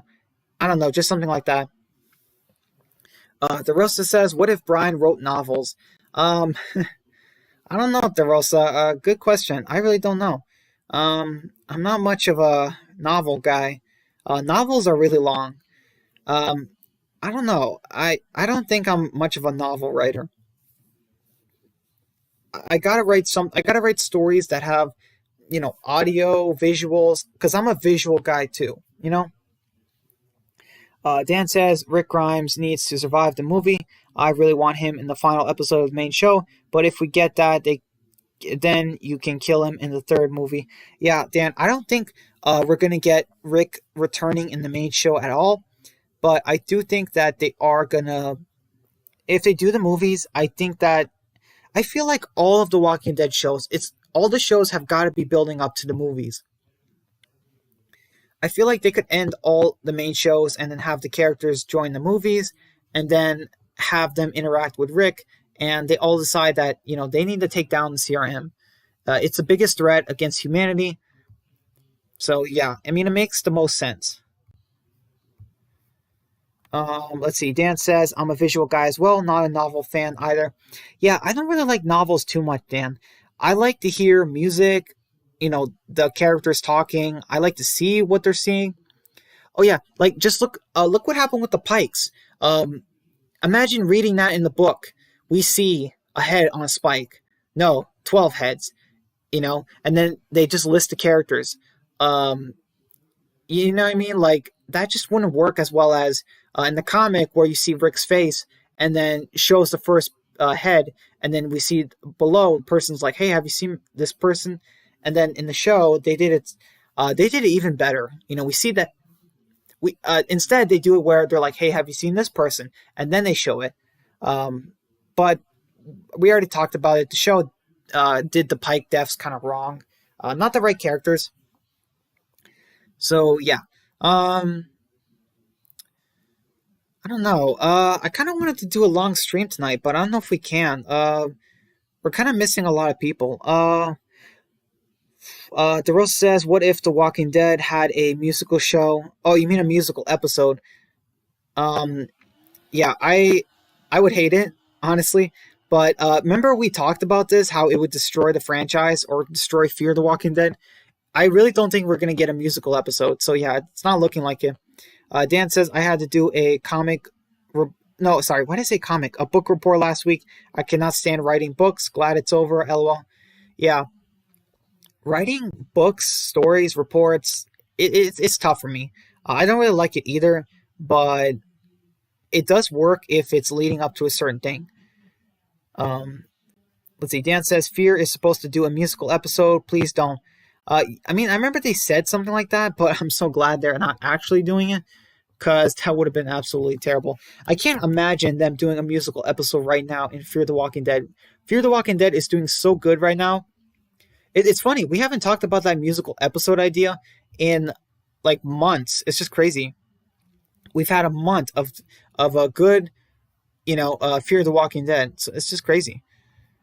Let's see. So the Russ says, "Oh no, stop." Yeah. Um, I'm not a big fan of the whole musical episodes either. Um, let's see. How much can we keep going? I don't know. Are you guys good, or do you guys? Let me know what you guys want to do, cause like, let me think. I I think. Hmm. Let's see. The latest we can keep going is till 7. Once it hits 7, I have to end it. But we could stop sooner if you guys are getting tired. I'm getting a little tired. Let's see. Dan says we haven't talked about the musical episode because we are trying to forget it. LOL. Yes, that's true. DeRosa says, Fear Season 4 writers. Yeah, this script fits our budget. Yeah, like, what? A budget of $10? I'm sorry, just, I don't know. It was so weird. Fear Season 4 was kind of weird with the budget. First off, we got terrible landscape. Like we just got roads and you know what I mean? Like in Fear Season 4, we just got the characters were just on the road. Like we didn't get to see any cool environments. And then we got the stadium, but then they got rid of that. So yeah. Dan says 7 is good. Yeah, we would have to end a little bit before 7, but yeah. DeRosa says 4 more hours. No way, DeRosa. I'm sorry. Yeah, Dan says can't do that, DeRosa. Yeah. Um, listen, if I could invite you guys to a chat, if we can do that chat thing that I mentioned, um, and we could talk about if we had like a list of episodes we could talk about, um, maybe we could do 4 hours, like or 3 to 4 hours, like that would be possible. But it seems like right now, um, it looks like Matt might have left, and I don't know. I haven't seen Eastside Badger in a while. Um, and Epic, I think he's gone too. But yeah, let's see. Devil says, "Bro, Fear looks like they buy all their materials from from the dollar store." Um, do you mean like it looked like it, or it does look like it? Because like right now, I think Fear is doing pretty good. With their budget, I think Fear season 6 is doing pretty good. Fear season 4 definitely needed to work on its budget because the characters were traveling, but we never got to see anything interesting. Oh, Matt says still here. Okay, that's good. Um, Dan says where's Epic and Eastside is gone too. No, it's gone again. LOL. Yeah, that's true. Matt says just listening. LOL. Yeah. Uh, hey, by the way, I'm just curious. Do you guys want to do this real quick? Do you guys want to tell me what you would like to see in Extinction Season 2? Because, like I said, I'm still writing The Walking Dead Extinction Season 2. I've written most of the premiere, most of the finale, and there's a whole lot of in the middle that I could maybe put in. So, is there anything you guys would love to see in The Walking Dead Season 2, like Extinction? Um, like a certain group, or maybe a certain character, or one of the characters one of the main characters doing a certain thing. I don't know, a relationship, just anything like that. I just want to, I guess, get your guys' thoughts because, like, maybe I can implement some of those ideas. If you guys want, I could maybe, just jot those down. Let's see. Dan says, "Okay, good, bro. Glad you're still here." Okay, yeah. DeRosa says, "If you made an Instagram, Brian, can you do live streams with other people?" Maybe. I don't have an Instagram. I have a Discord, my Gmail, YouTube, Streamlabs. Um, so I'm not sure. I gotta figure out how to do it. Um, let's see. Matt says for season 2, have an intimidating group. Hmm. That's a good comment, Matt. Yeah, I will. I will try to do that. I already have the antagonist planned, but I will try to make them intimidating, or at least scary. I'll try to add some tension in certain scenes. Dan says I might do a live stream on Instagram if anyone wants to see it. Not sure yet. Matt says and have great character moments. Thanks, Matt. And thank you for the awesome ideas. Yeah. As far as the antagonists, I will try to make them intimidating.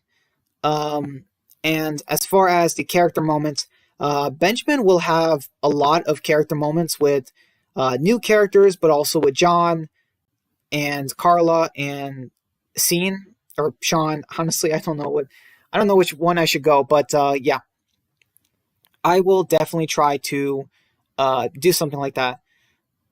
Let's see. DeRosa says, "Bet Dan, I'm down." Let's see. Matt says, "I'd be down for a live stream, Dan." Dan says, "Season 2, a big group of villains would be awesome." Wait, DeRosa says, "And more Legos." That's funny, DeRosa.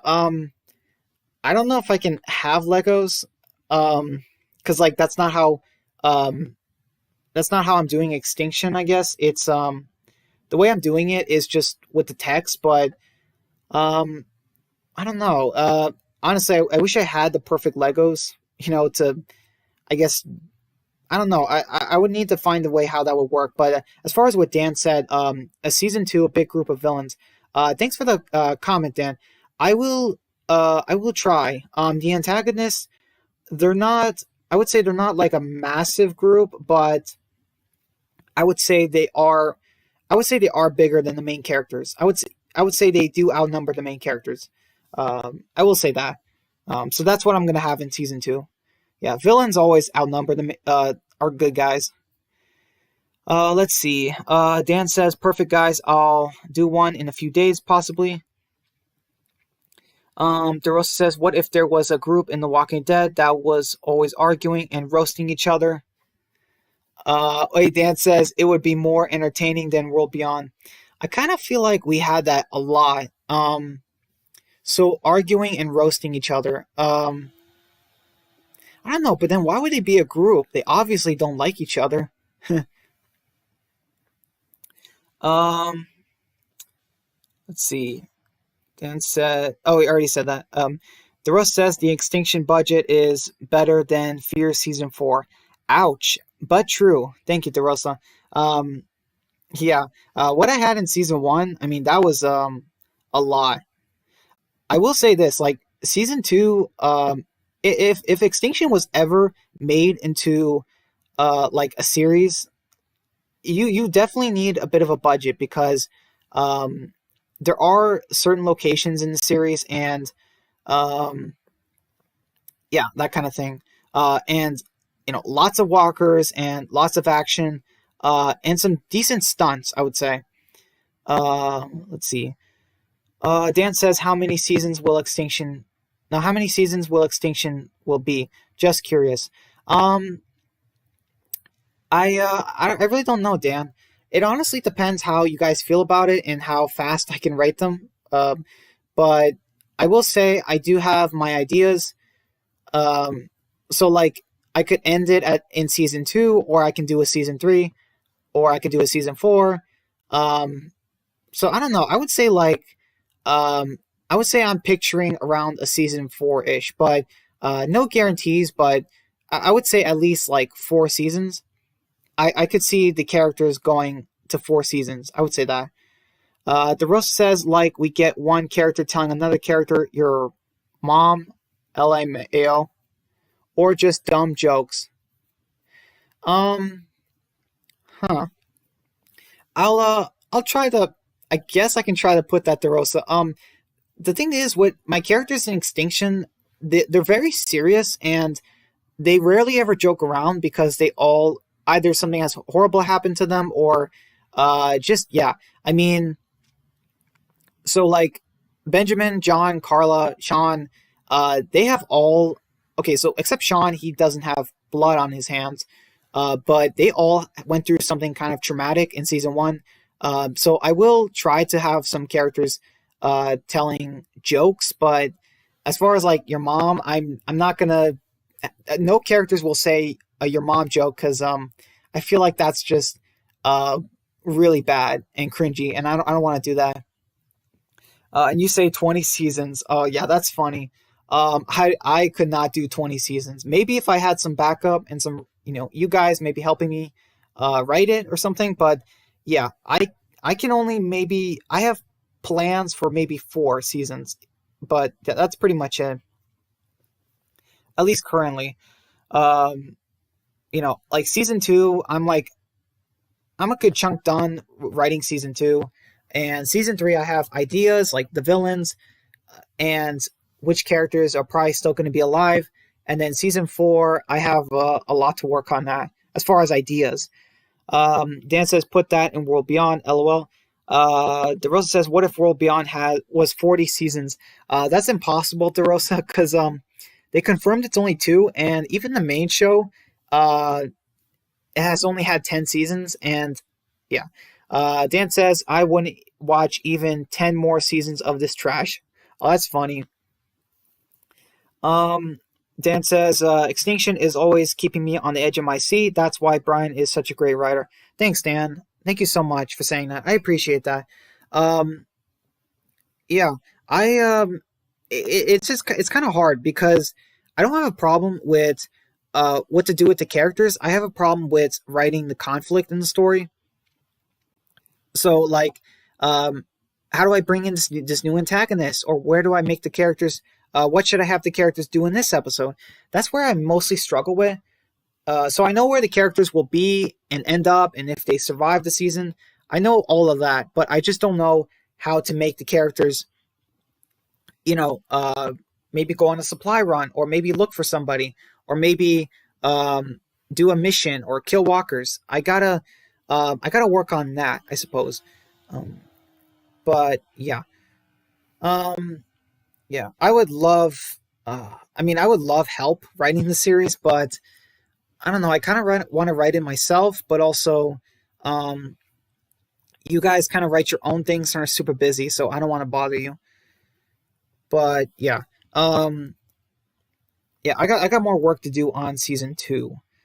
Is there anything else you guys would like to know about? I guess season two, or like what you would like personally to see from season two. So I'm guessing that no one wants to see any relationships. Just pointing that out there because it's like nobody wants to see the characters finding love or whatever. It's like no, nobody wants to see that. They want to see blood, death, and just misery, right? No, no. Well, kind of. Dan says conflict is definitely difficult to do. I think you're doing a great so far. Villains are fun to write. LOL. Yeah, that's Dan, that's actually different for me. Villains are the hardest thing for me to write. The main characters are easy, because I write them um, because they're living in a group together. I write them to like each other, but once in a while they'll have disagreements or they'll do something without telling the other. That is perfectly fine. But where I have an issue with is the villains. That is where the biggest issue in writing Extinction lies. Because here's the thing, I don't want to do villains that have been done before, but I also know that there's not many ideas. So some villains in Extinction, they might be a little bit similar to villains we've seen in the Walking Dead main show, for example. Like there might be some similarities in certain situations. Um, some villains might seem like this group that we've had in the past, but I will try to do it different enough. I'll try to make them different enough to where they're not like copycats. But let's be honest. I mean, even World, well, not World Beyond, but even like the Fear the Walking Dead kind of did some things like that. You know what I mean? Like the vultures were like, I don't know, weird saviors. I don't know. Dan says if a relationship happens, it's good, but more action and drama is where my interest is at. I do hope that Benjamin finds a love interest, though. Oh, okay. Thank you for telling me, Dan. Yeah, it's nice to see that somebody wants our MC to find love in the zombie apocalypse. Because yeah, it's not easy. It's even now it's not easy, but in the zombie apocalypse it would be extremely difficult. But I will say that yeah, whichever characters end up in a relationship, I will try to make it um you know feel organic, I suppose. Like I'm not just gonna have two characters decide hey, let's just hook up, and one of them dies and it's like, oh wow, what was the point of that? Like no, it's not gonna be like that. It's probably gonna be more like these characters find some things in common and they choose to uh you know maybe start a relationship because of that. um but yeah, um I do have ideas for that, Dan. Don't worry. I do have ideas for romance and stuff. Uh, Dan says, I can't believe I forgot to pick up issue 2 of The Walking Dead Deluxe. Tomorrow it is. LOL. Yeah, that's true. I remember that. Like, it's just funny that with Fear and World Beyond, um, we're forgetting the comic. Let's see. Daryl says, what if Daryl dies? If Daryl dies, the show ends. The show will end, DeRosa, because I don't think anyone is going to keep watching. Even for Carol and Judith, I mean, Daryl is the lead of The Walking Dead now. Having him die, okay, it's kind of like what happened with Madison. They said that Madison was the lead, and then they killed her off, and it's like, okay, Morgan's the lead, and then they almost killed him off, like, and people were like leaving the show. So yeah, I think AMC. Okay, I think AMC has learned that, like, hey, if we do get rid of our main character, let's not get rid of the second main character of the series that takes over. And it's just crazy. If Carl never died, if Carl never died, like, he would have been the main character. That's just crazy. like instead of Daryl. Like, you know what I mean? That it's just it would have been Carl. Like, yeah, man, I kind of miss Carl. Dan says Daryl is safe. Beth called it. He is going to be the last man standing. If she only met Scott, she would have said like, Daryl, I was wrong. You know, he's going to be the last man standing. DeRosa says who's the white girl in World Beyond? That's Hope. So Hope is one of the two female leads in World Beyond. Um, she is the adopted sister and daughter of the Bennett family. Um, but yeah, Hope is like, I would say she's my second favorite character, but she still needs some work. She comes off, her acting is a little bit off sometimes, but she's not really cringy. It's just her acting. Dan says Carl as lead would have been so much better. Oh wow, better than Daryl? Because like, I think Carl, I don't know, if Carl was recasted, maybe it would have been better than Daryl, but um, Carl still, I don't know, it's kind of tough. Um, if Chandler could have pulled it off. DeRosa says Hope pretty cute, no lie. Yeah, Hope is cute, and I say cute because she's 17, and yeah, I'm not gonna say yeah. Alicia is beautiful, she's gorgeous, but Hope, she's cute. Dan says, never mind, Brian is exactly right. Scott is going to be the last man standing. Yeah, if Beth met Scott, she would have been like, wow, that guy is going to be the last man standing. Not you, Daryl. Move aside. That's just crazy. Imagine the last scene from The Walking Dead. We see that, you know what? Yeah, we see Rick's statue after he dies. In the final Rick movie, we see a grave that says Daryl. We have a grave. You know, we have lots of graves of the main characters, Gabriel, not Gabriel, Rosita, and we see someone's feet walking over the graves, putting flowers on them, and then we see an old man Scott. Like, how funny would that be? Just we see Scott with a gray beard. He looks like Herschel did back in season 4, and we see Scott walking away, and that's how The Walking Dead ends. Just everyone dies, but Scott survives. He's like 90 something. It's just, oh my goodness. Matt says, I think Hope is 24 in real life. Yeah, she is. The same age as me. But, like, see, the thing is, like, Hope, the actress for Hope and I, like, even though we're 24, we actually look like we're 16 or something. So sometimes it works. Dan says, yeah, Hope is beautiful. But compared to Alicia, move aside, Hope. Yeah, that's true. And Matt says, by the way, Iris is ugly. I wouldn't say she's ugly, but she's definitely not as pretty as Hope. And I don't know. Iris is just, the actress is just, she's not good, I don't think. DeRosa says, Scott video game. Please no. Please no. Matt wants that. He says, yes, Scott game would be masterpiece. Oh boy. Let's see. DeRosa says, this man really said old man Scott. Yes, I definitely just said that, DeRosa. The last scene from The Walking Dead is going to be old man Scott. I mean, he's going to be the last man standing, not Daryl. Dan says, Scott game, big reveal. It's a Gimple game with his best friend, Scott from the show. Oh boy, yeah. This is, okay, guys, this is starting, I think I'm starting to have chest pain just from talking about Scott so much. Yeah. So, okay, there's got to be something we haven't talked about yet. No, we've talked plenty about Extinction, how to do the villains, not make a romance the big focus point, which I will definitely work on. Definitely want to keep that in mind. Because if there's one thing I don't like in stories, it's like lovey-dovey romance. No, romance is complicated. You know, it's messy. You know. Let's see. Giuseppe DeRosa says, "Will Scott be on the cover of a Walking Dead DVD?" They might do it. Honestly, like I could see it in like season 11. Okay, like you guys remember the All Out War cover art for the DVD? There were so many characters. You know, there was Shiva, Ezekiel, Aaron, Paul. Like there was tons of them. Season 11 should have like Scott. No, it shouldn't. DeRosa says, bro, Scott gets more love in here rather than Daryl. Yeah, that's what happens, DeRosa. On my streams, we're not safe from Scott. Scott, he is powerful, man. He's a powerful character.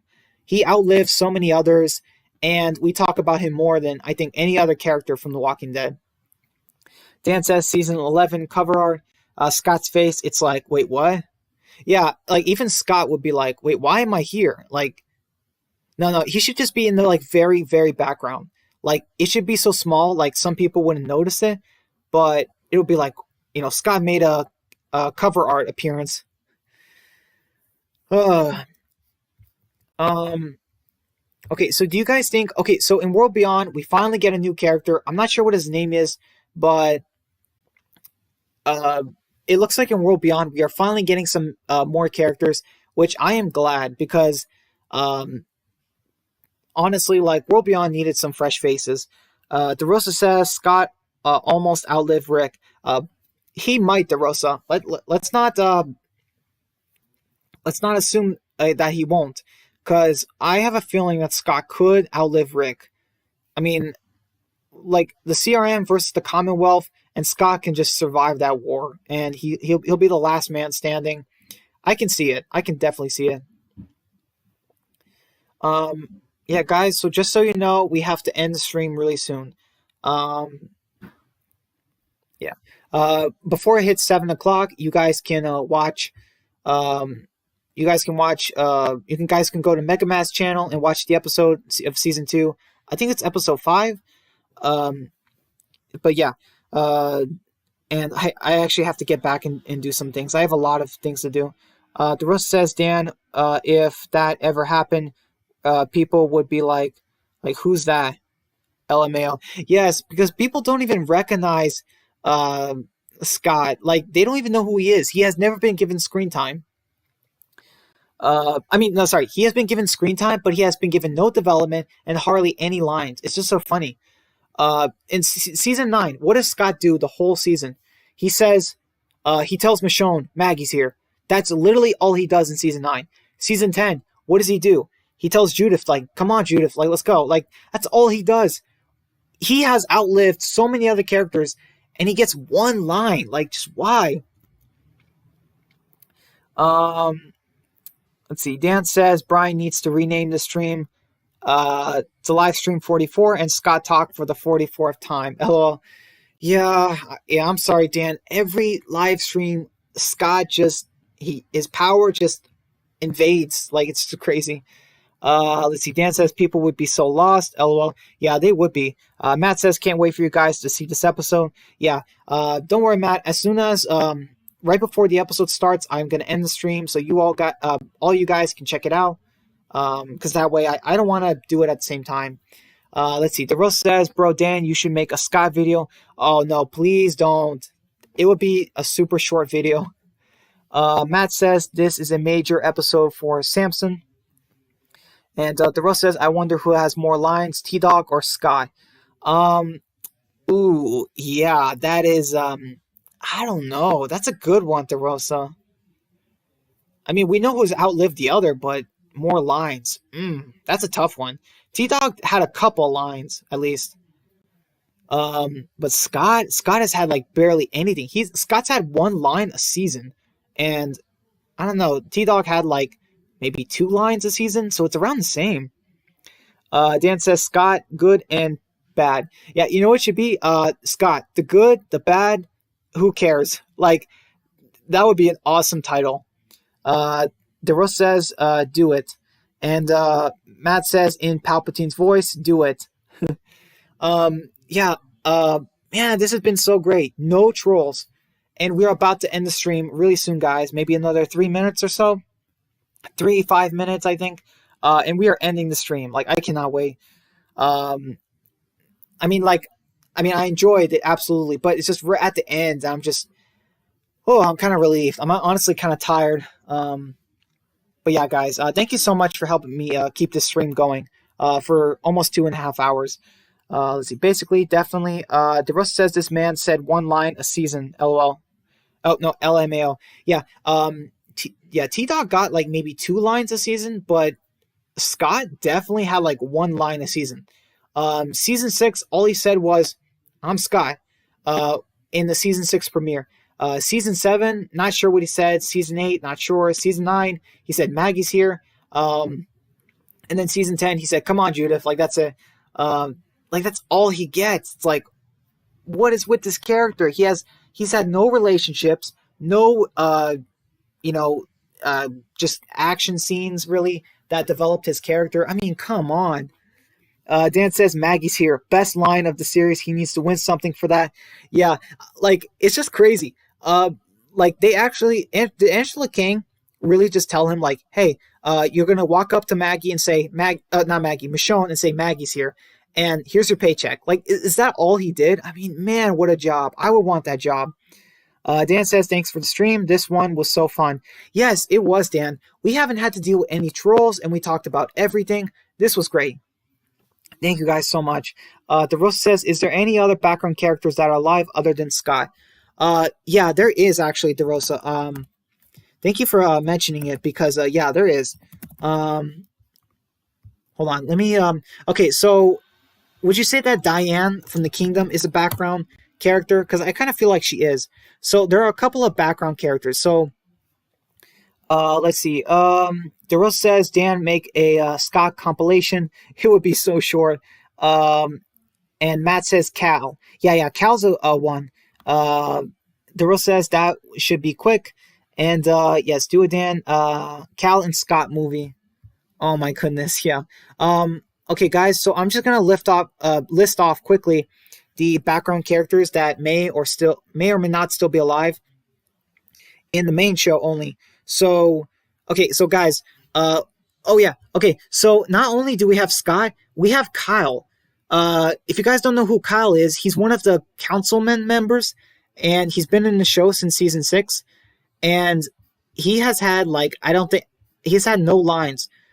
He's like, yeah. So okay, so we have Kyle.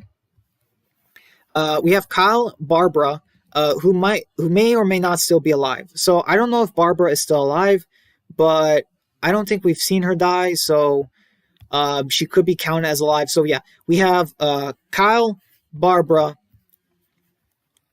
Okay, who else? We have Birdie from the Hilltop. So if you guys don't know who Birdie is, she's she's a black woman. She kind of looks like Brianna from the comics, Maggie's friend, and she has short hair. We have other characters too. We have Nora, Alex.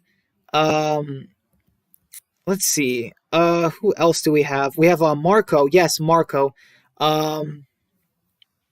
Eduardo. Gage. Like, who knows if he's still alive? And let's see, who else? Who else is a background character? There's Diane, you guys know. Yeah, I think that's it, guys. So yeah, those are probably the main background characters.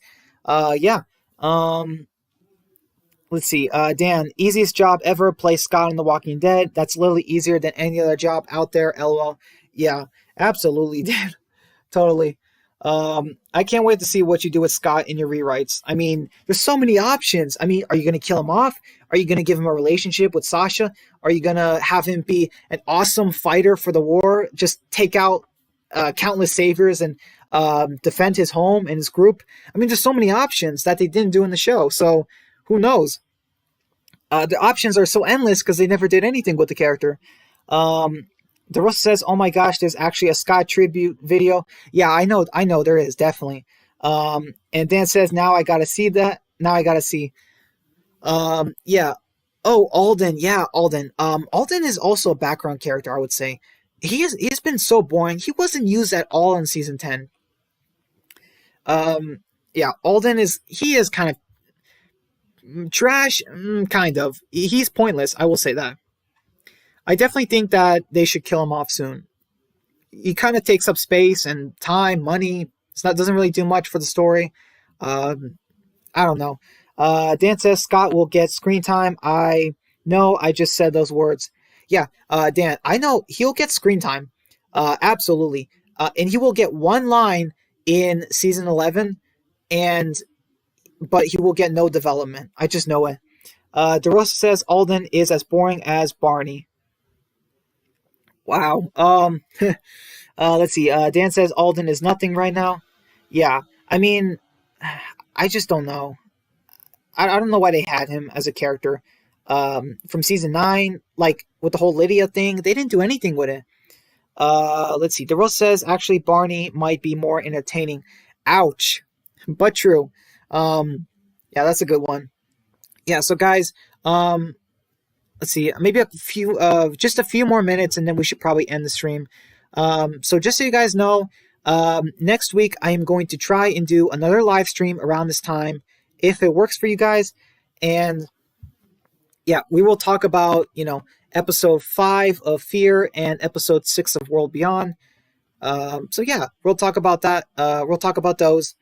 Hopefully we won't talk about Scott so much because my goodness. Yeah. Dan says Lydia too. What is her purpose?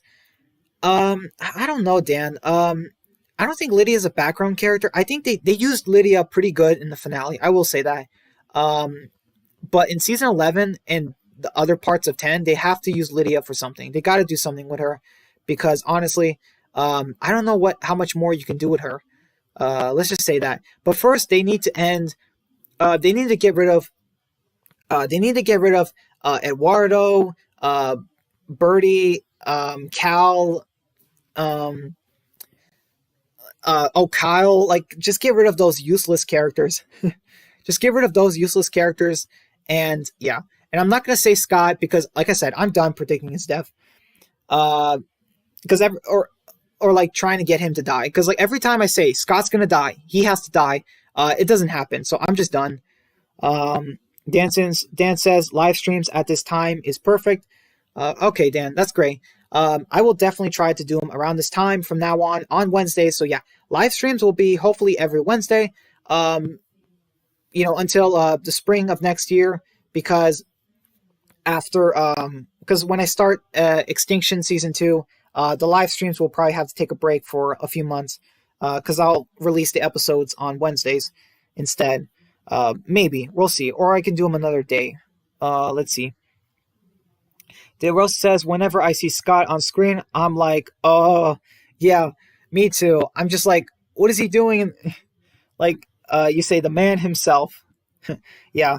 Dan says, every time I see Scott, now I think of you guys. LOL. Oh boy. Yeah, we should end it right here. So, guys, I'm going to end the stream right now. We are almost 2 hours and 30 minutes. DeRosa says Scott is a meme.